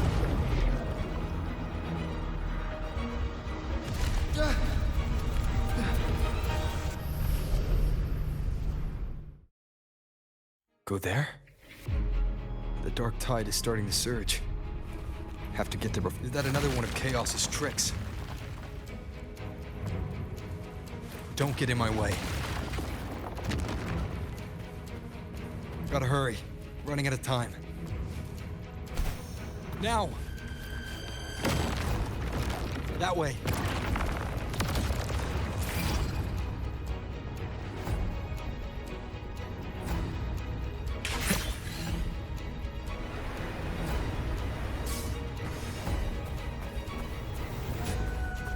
Manifestations of chaos. Where is it taking Yuno? How can I find her? Yuno wanted to come here. What did she remember? What's different about this place? When she said it's where it ended, does that mean it's the way out?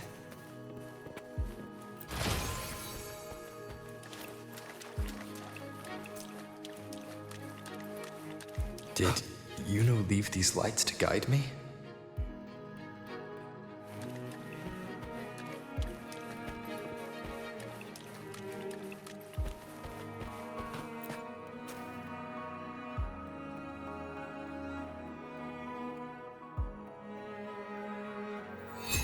Those cursed creatures. If it weren't for the dark tide, we would have killed them all already. We couldn't activate the anchor stone before they destroyed it. Now it's over. Everything's ruined. Aurelius, we shouldn't have come here. We've lost everything. The priestess saw it all. What in the bloody skies made her insist on coming with us?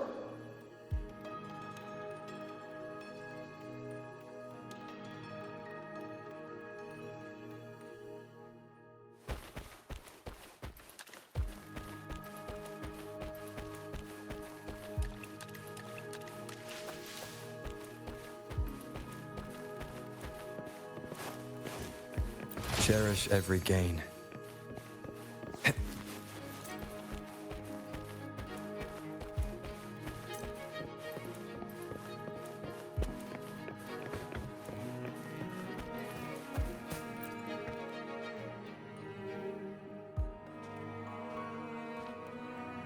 This calcification is severe.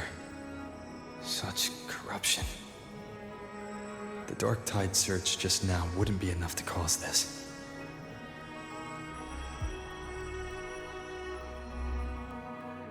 Could this be connected to the important event Yuno mentioned before she was taken?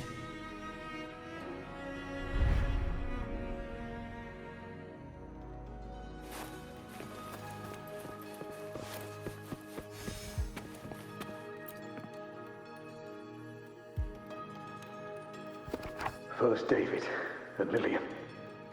Then Ari, Vincentius, Perla. Now even Anassa. Please, Yuno. Weren't you able to help us before?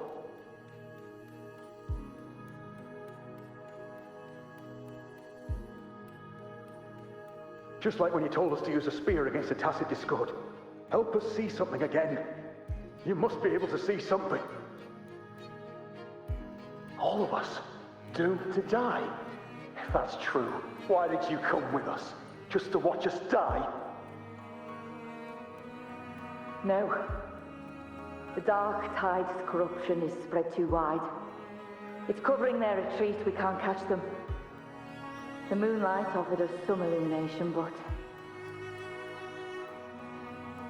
now it too is being swallowed by the dark tide.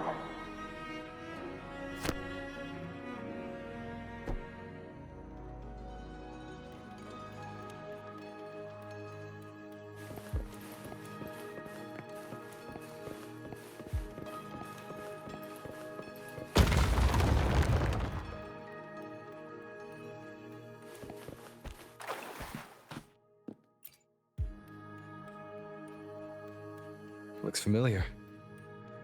A priestess's candelabrum.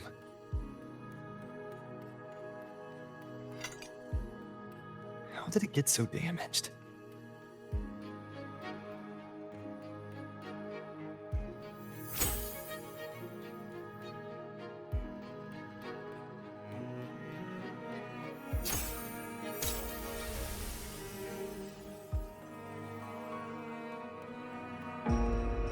Fate unveils itself to the priestess. Following its guidance, she reaches the end again and again, foreseeing its conclusion. Heads fall, whimpers fade. She sees no hero of heroes. Variables added, visions expanded. She sees no hero of heroes. Beyond a doubt, no other choice. She sees no hero of heroes. The priestess is never wrong, but she despises her own truth. For her success is Septimon's defeat. Defeat. Why? Defeat. Is it always defeat?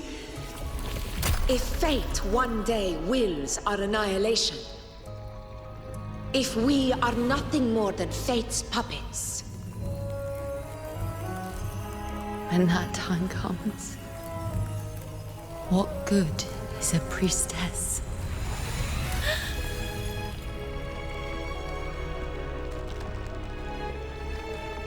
Septimon will be known. Nothing will remain. Only she who foresaw every death still lives.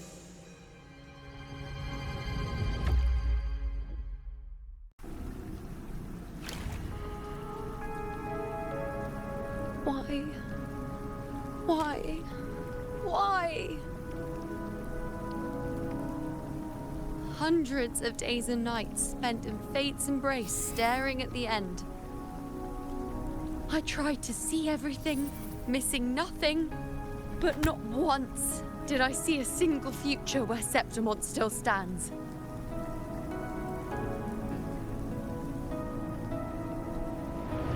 So this is the answer you give me.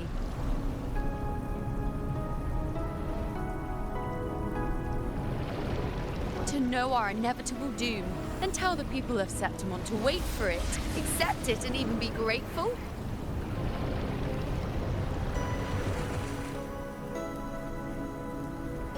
Priestess, what more do you hope to achieve? Priestess, what more can you do? Haven't you already seen it all, plain as day? Haven't you seen it countless times already? Haven't you already viewed the answer? Yes, I saw it. A clear, undeniable future. I know. All I need to do is convince myself this is the final answer.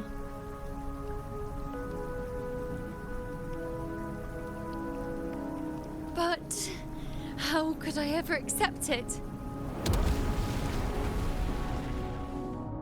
How could I be content?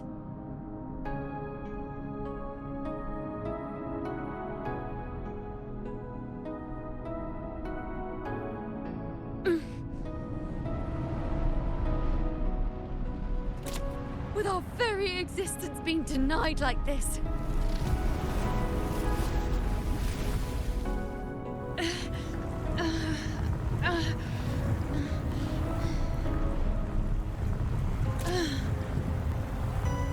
Who are you to decide Septimon's fate?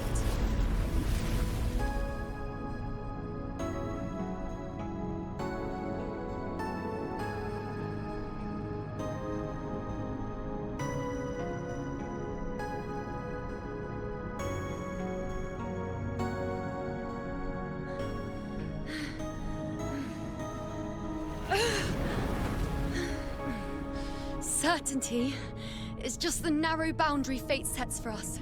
The immeasurable, the free. That is where our dignity lies.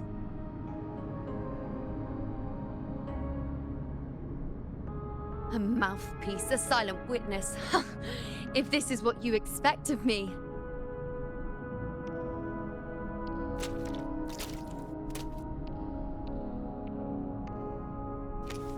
I'll raise my bow and turn fate into a storm of possibility.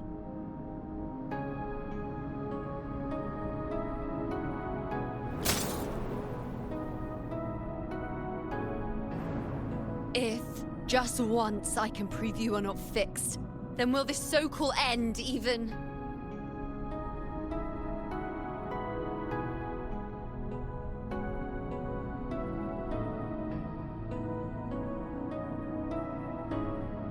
Wait, Priestess Yuno. Are you really going to stand with us against the Dark Tide? You've already seen how it ends, haven't you? Of course.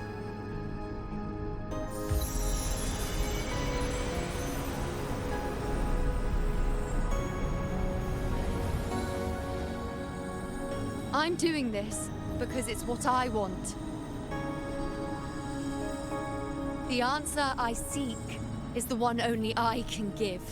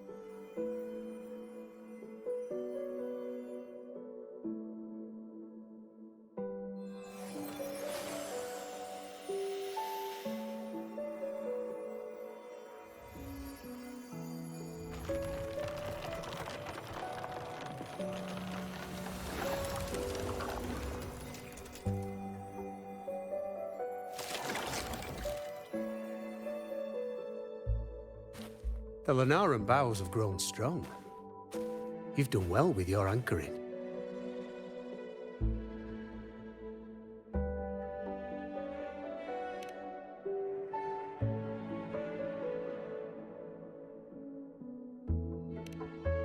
Look at you.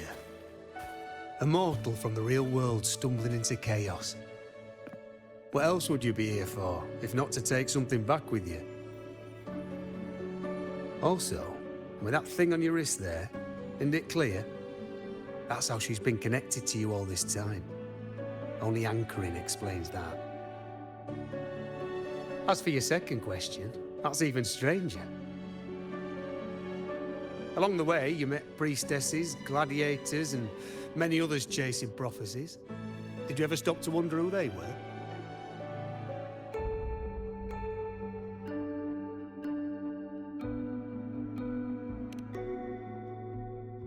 What is it you expect to hear, then? I'm a blacksmith, long dead. Once a forger of weapons. A father to a daughter. A reflection of her past in the chaos.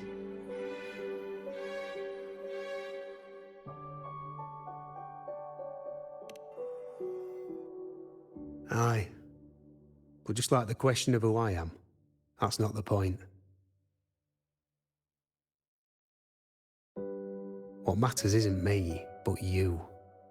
Isn't that right? You noticed, didn't you? The more you rested near the Lunaran bows, the more memories and connections manifested into reality. Yuno's spectre became more real, and the bows grew. But now, chaos has that spectre. After all, it was never truly Yuno, was it? But the Lunaran bow. That's what the two of you built along the way. There'll be no more doors to choose from. You can keep the bow and take it back with you. Find a new spectre to follow. As long as you have it with you, that should be enough. Or do you still want me to forge it into a bow?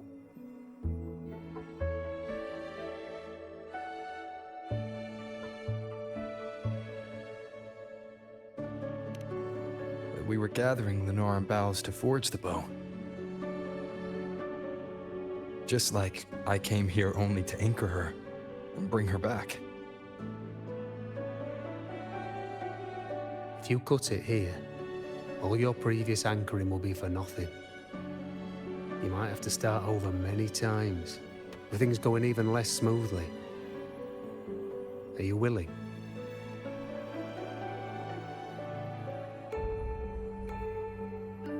Not to mention being trapped in chaos for so long. There's a chance she's already forgotten her will to fight.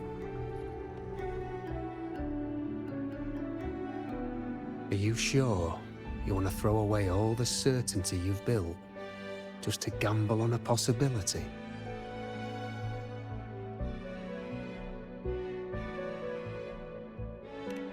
Forgotten? To fight? I don't know who you think she is. But the Yuno I know is not someone to give in so easily. She promised we'd meet at the end. As long as Yuno needs a bow, I'll be the one to carry it for her. I always thought you followed the light's guidance. Now I see you reached this point because the light followed you. How could I forget? The greatest archery isn't about hitting the target every time. It's about letting the arrow choose the mark. Wherever it lands, that's where destiny awaits. I've said it before. I forge weapons. If you still want it, I'll forge the bow for you. Come then. Let's do it.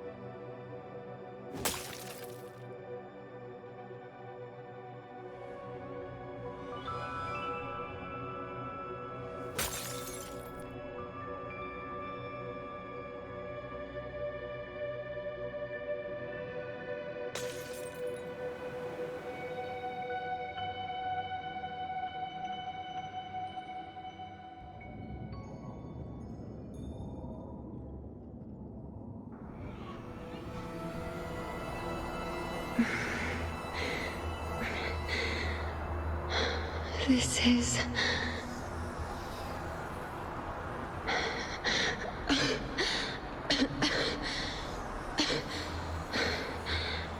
Yuno. Priestess Yuno.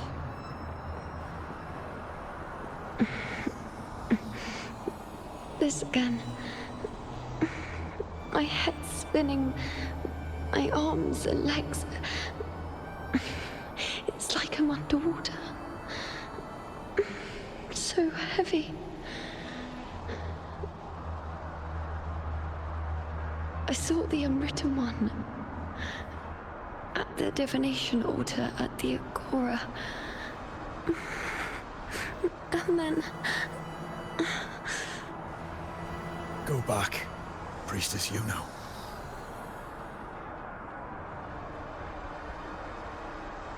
Aurelius?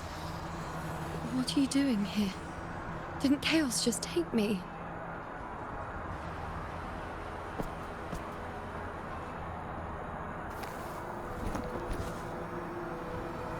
This place must be where I gave my last prophecy 3 years ago. At the end of the spring basin where the dark tide surged.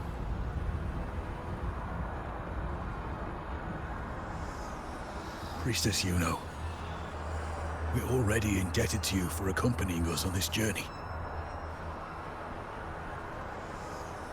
But you've seen how it ends. Our squad is doomed. The others and I are fated to fall here. There's no need for you to risk your own life any longer. Return to Tetragon Temple. That's where you should be. I too will go where I should be.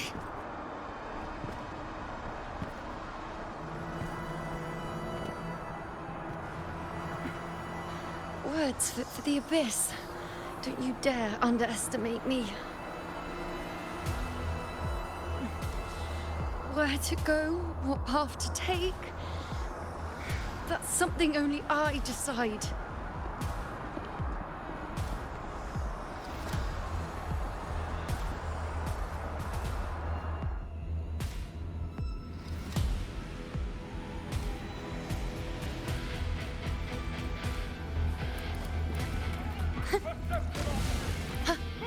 I shall bear witness.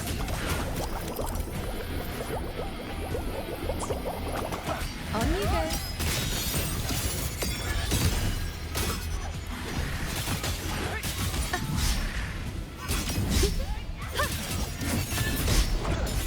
Present your offerings. Nonsense. On you go.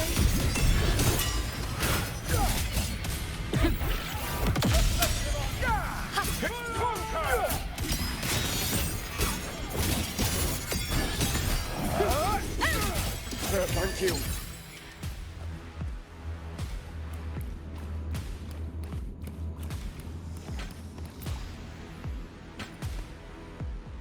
Are you the priestess Aurelius spoke of? Thank you. Back there, closer to the surge. They need... Don't push yourself. After what you've just been through, it's enough that you're still on your feet. Treat your wounds first. Leave the back up to me.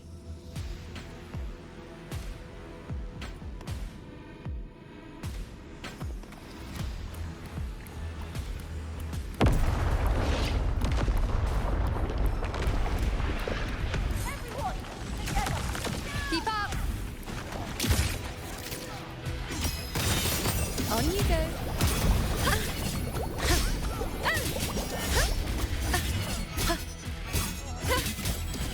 I am the moon.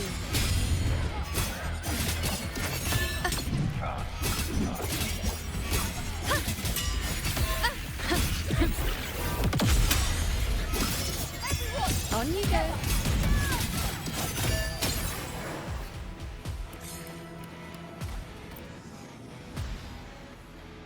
Thank you. I feel much better. I can still... Definitely not. You are too wounded. Before worrying about them, make sure they don't need to worry about you. I know what you're planning. I'll go in your stead.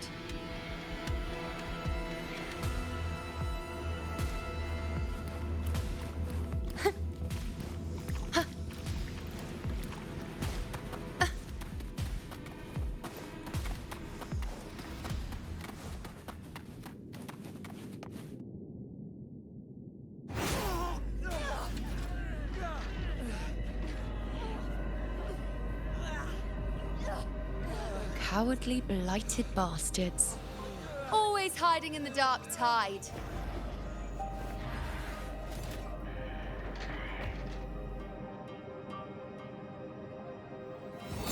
Then I'll send you right back into it!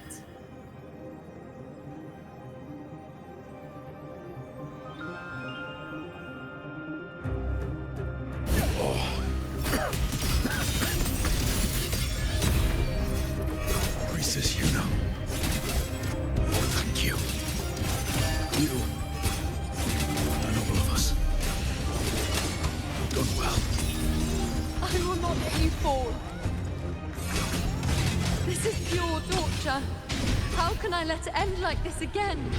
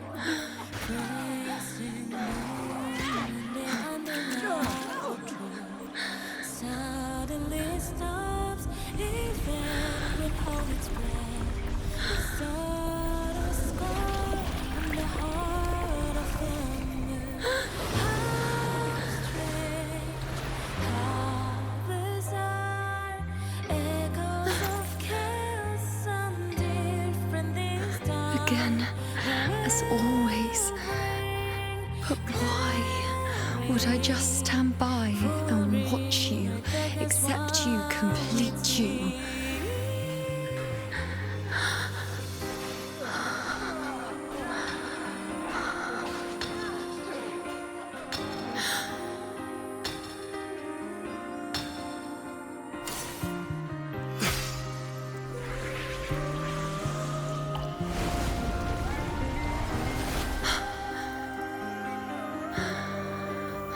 No. Even if the end is here, unavoidable, I still have the right to refuse. The Lunaran bow has grown strong. From now on, I need no one's guidance. Because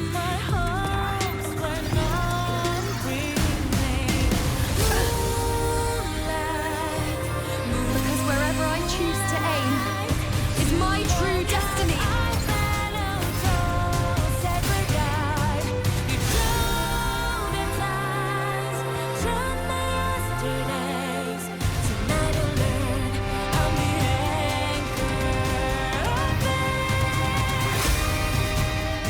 Look closely. Before you isn't a moon the dark tide can devour. It is a moon I command. I make myself Garrett, and you will answer to me. No escape, no retreat, no way out.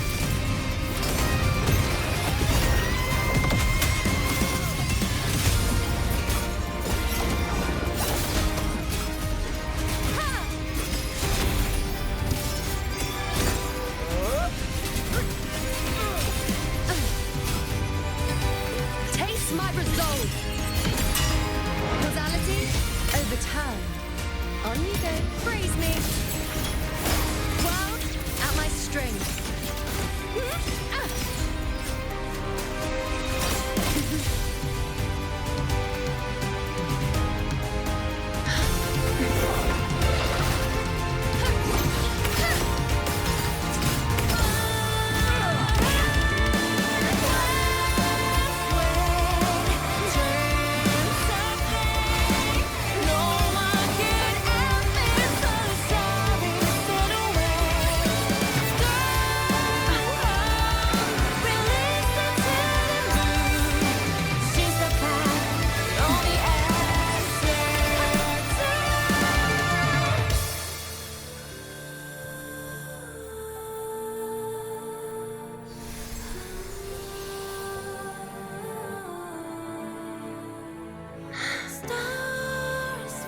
I told you. I'd rewrite the ending you changed. On the scale, the scars sometimes ring.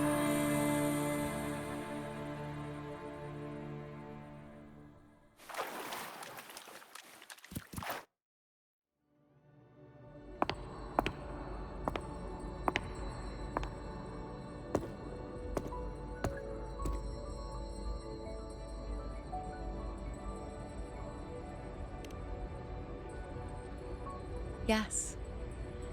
We've come out of the chaos between life and death, between existence and non-existence.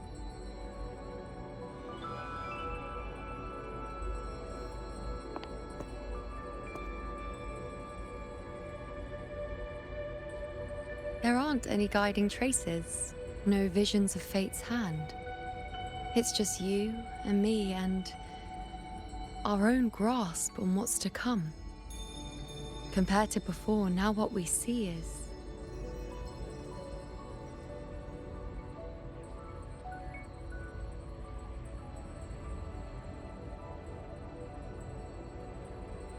Yes. Stretching as far as the eye can see, an infinite void.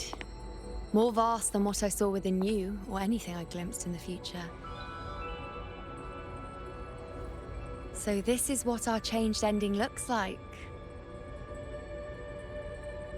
No longer an indeterminate chaos or a singular answer given by someone, but an infinite sea of possibility awaiting choice. It seems there's nothing, but in truth, there's everything. So this is the true meaning of a void. Now, it's time to leave this place.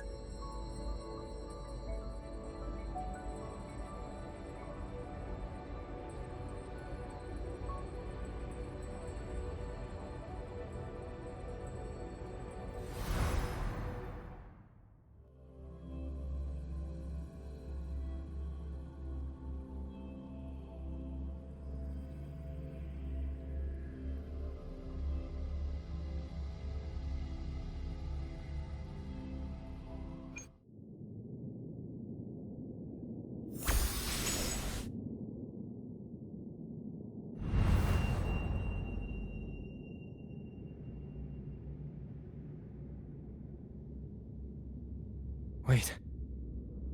Why is it only me?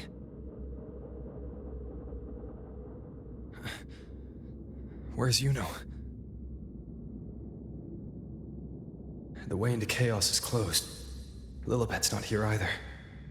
Did the ink ring fail? Or is it not over yet? But Yuno and I made it to the very end. Does this mean this is the new ending I created?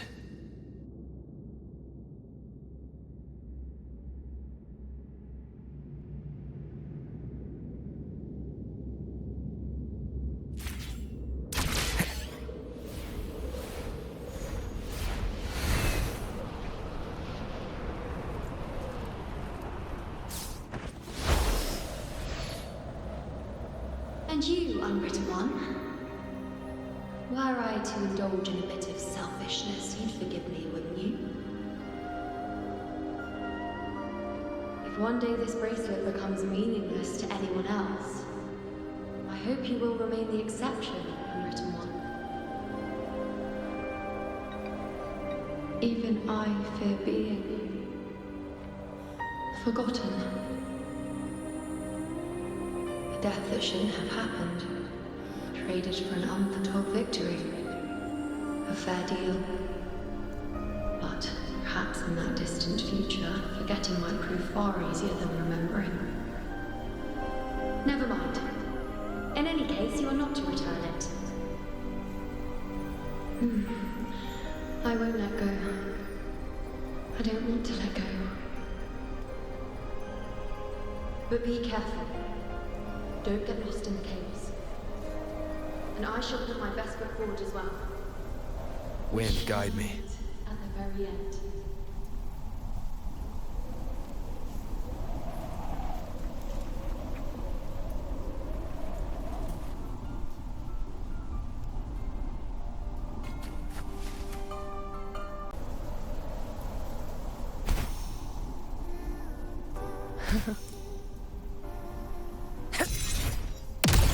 I don't see Lilibet anywhere. I'll ask those priestesses over there. Don't you think it's odd? Don't you think it's odd? Even if we can't see the next part of Septimon's auguries, it still shouldn't be such a white blank. Grandmother Lilibet also said that for the first time, some of her records in Septimon's auguries were rewritten. Yes, it's like there's a whole new part to the story. Huh? Wait, aren't you the one they call the unwritten one? This is our first time meeting you in person. She returned not long ago, but she was here just now. Oh, I think I know where she went. Underground. I don't know why, but things just keep happening today. Apparently, that Ovidius, locked up below, overheard the priestesses talking about some prophecy and escaped. Just like that. I think Lilibet must have gone to handle the situation. No, that's not it. Ovidius wasn't being locked up. He chose to stay here. If he wanted to leave, Lilibet wouldn't worry about him. I think she was called away to the celebration. Ah, yes. I saw a girl with 2 blue, or was it black, ponytails. Grandmother Lilibet went to the celebration with her. Ah, that makes sense. It must have started by now then. Before the oration ends, Lilibet would definitely need to be there. Do you know who Yuno is? Yuno? I don't think I've heard that name before. Do you mean that's the girl we're talking about? Apologies, I didn't have a good look at her. We've only just become priestesses. There is much we still don't know about this land. Maybe she was Yuno. If it's important, perhaps you might try looking for her at the celebration. Don't you think it's odd? Grandmother Lilibet also said...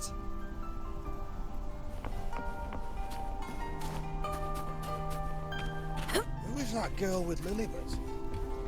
Is she a new priestess? Oh, it's the unwritten one, eh? How have you been holding up? Since you've kept your distance from the dark tide, how are things? The bow, the girl, those daydreams of yours get any better?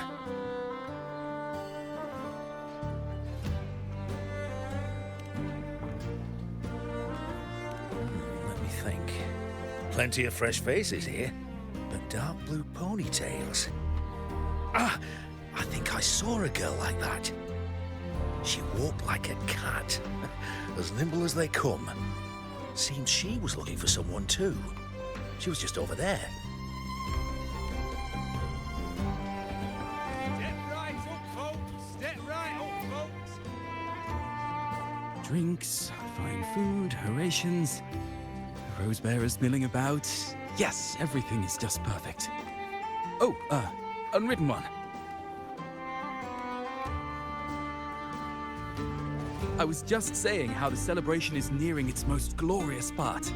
You've come here for more petals to hand out?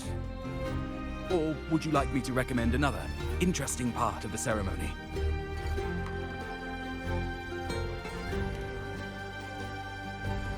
Ah, the name has a lovely ring to it, but I'm afraid I don't. In a celebration this grand, it's easy to get separated. I'll keep an eye out for her for you. Step right up, folks.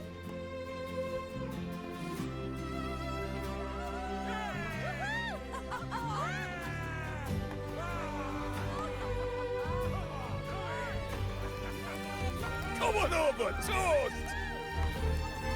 Let's drink till we drop!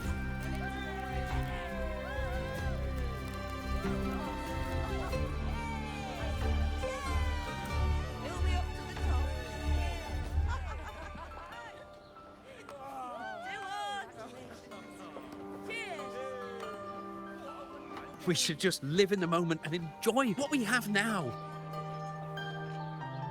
That's more like it.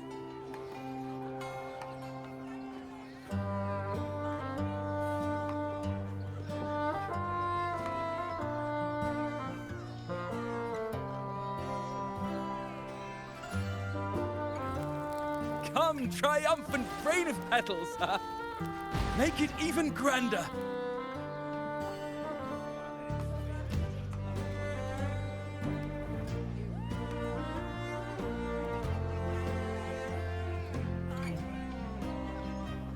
Didn't you tell me we would meet at the very end? Then why can't I find you?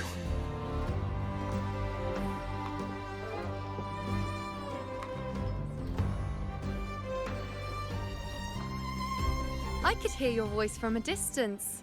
You know! Wasn't that it?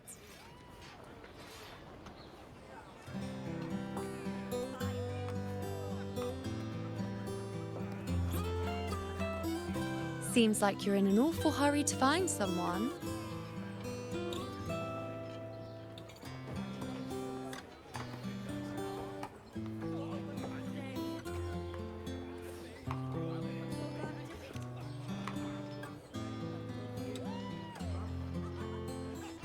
Exactly.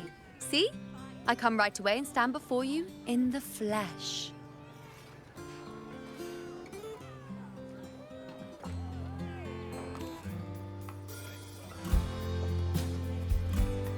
It's just like you saw at the end of the chaos. 3 years ago, at the end of the spring basin swallowed by the dark tide, I, as a priestess, made my choice.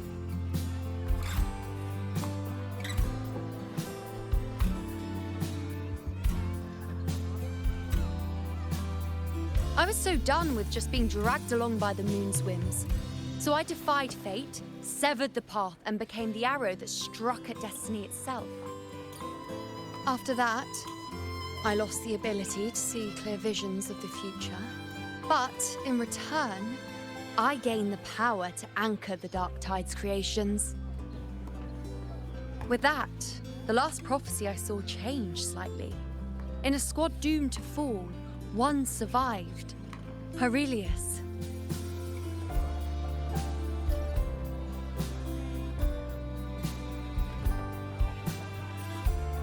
If I can do it once, then I can do it a second time, then a third.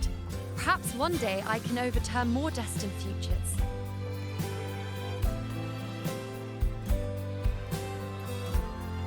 Since fate didn't prepare a hero of heroes, we decided to eliminate the need for one by taking on the disaster at its source, the Sovereign and the Paradise.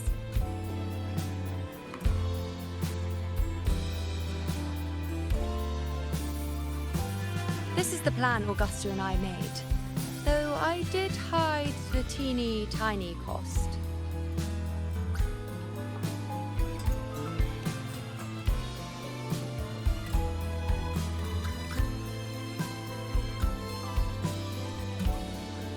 Anyway, all the Septimontians who were supposed to die are still alive. The end I once foresaw has changed. The meaning of this has already transcended my own existence. So then, even if every trace of my existence was erased, who can say that the altered fate I left behind isn't proof of my existence? More importantly, I had the privilege of standing by your side to witness what lies beyond the end. The void. An unwritten void. Perhaps it signifies the unimaginable possibilities yet to come. Just like you, bringing unknown possibilities to Septimont. And to me.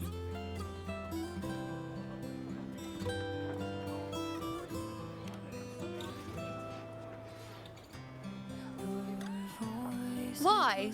Sacrificing myself? Or just trying something I'm not sure about?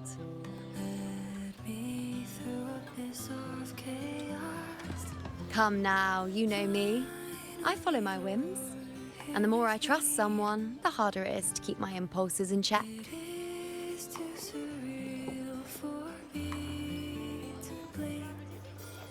I'm not one to make promises I can't keep. But I'll promise you this. If there is a next time, you'll be the first to know.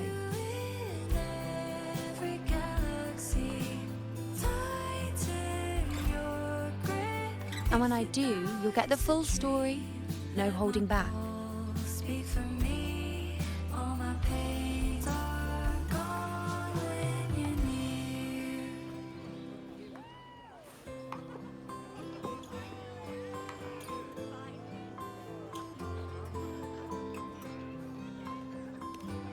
I've run into a few friends since being back. Not one of them recognized me. Guess the memory of the you-know they once knew is just the price we had to pay. But at least, you still remember me. You pulled me from the chaos and brought me back to existence. That's enough.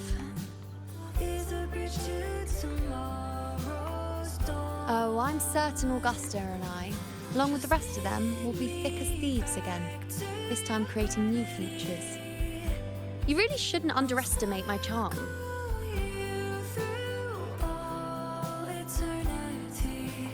Oh, yes, and this bracelet.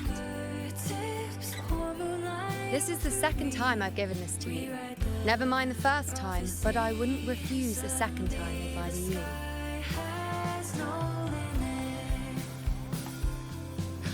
Being the second time means there's been a change. Now it's a testament to our secret little interaction. I've anchored the world, and you've anchored me. I'll reach for your hands again and again. Spin me back to your gravity.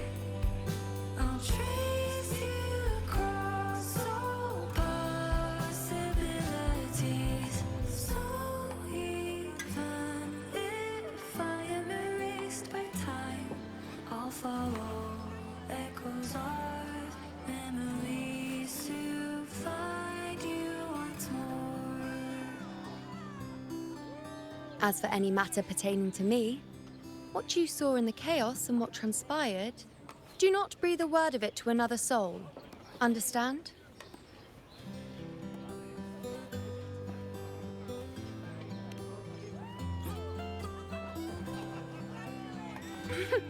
Bashful? Hardly. If you blurt it out, it would cause quite a stir. All that explaining would be too much hassle. Besides, to them, I am quite the anomaly. If the truth came out, the first reaction would be shock.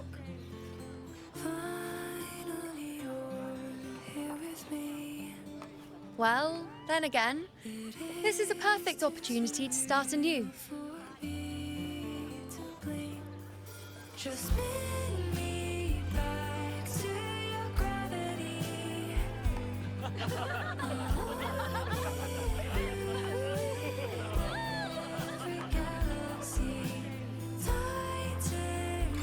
In Septimont, it would be a crime to miss the height of the celebration. After fighting side by side, we share honey and wine under a rain of petals, drinking to our heart's content. Surely you've heard of this little tradition of ours, haven't you, Unwritten One? Come on, let's go. Together. To be drenched in those rose petals that smell of glory and triumph.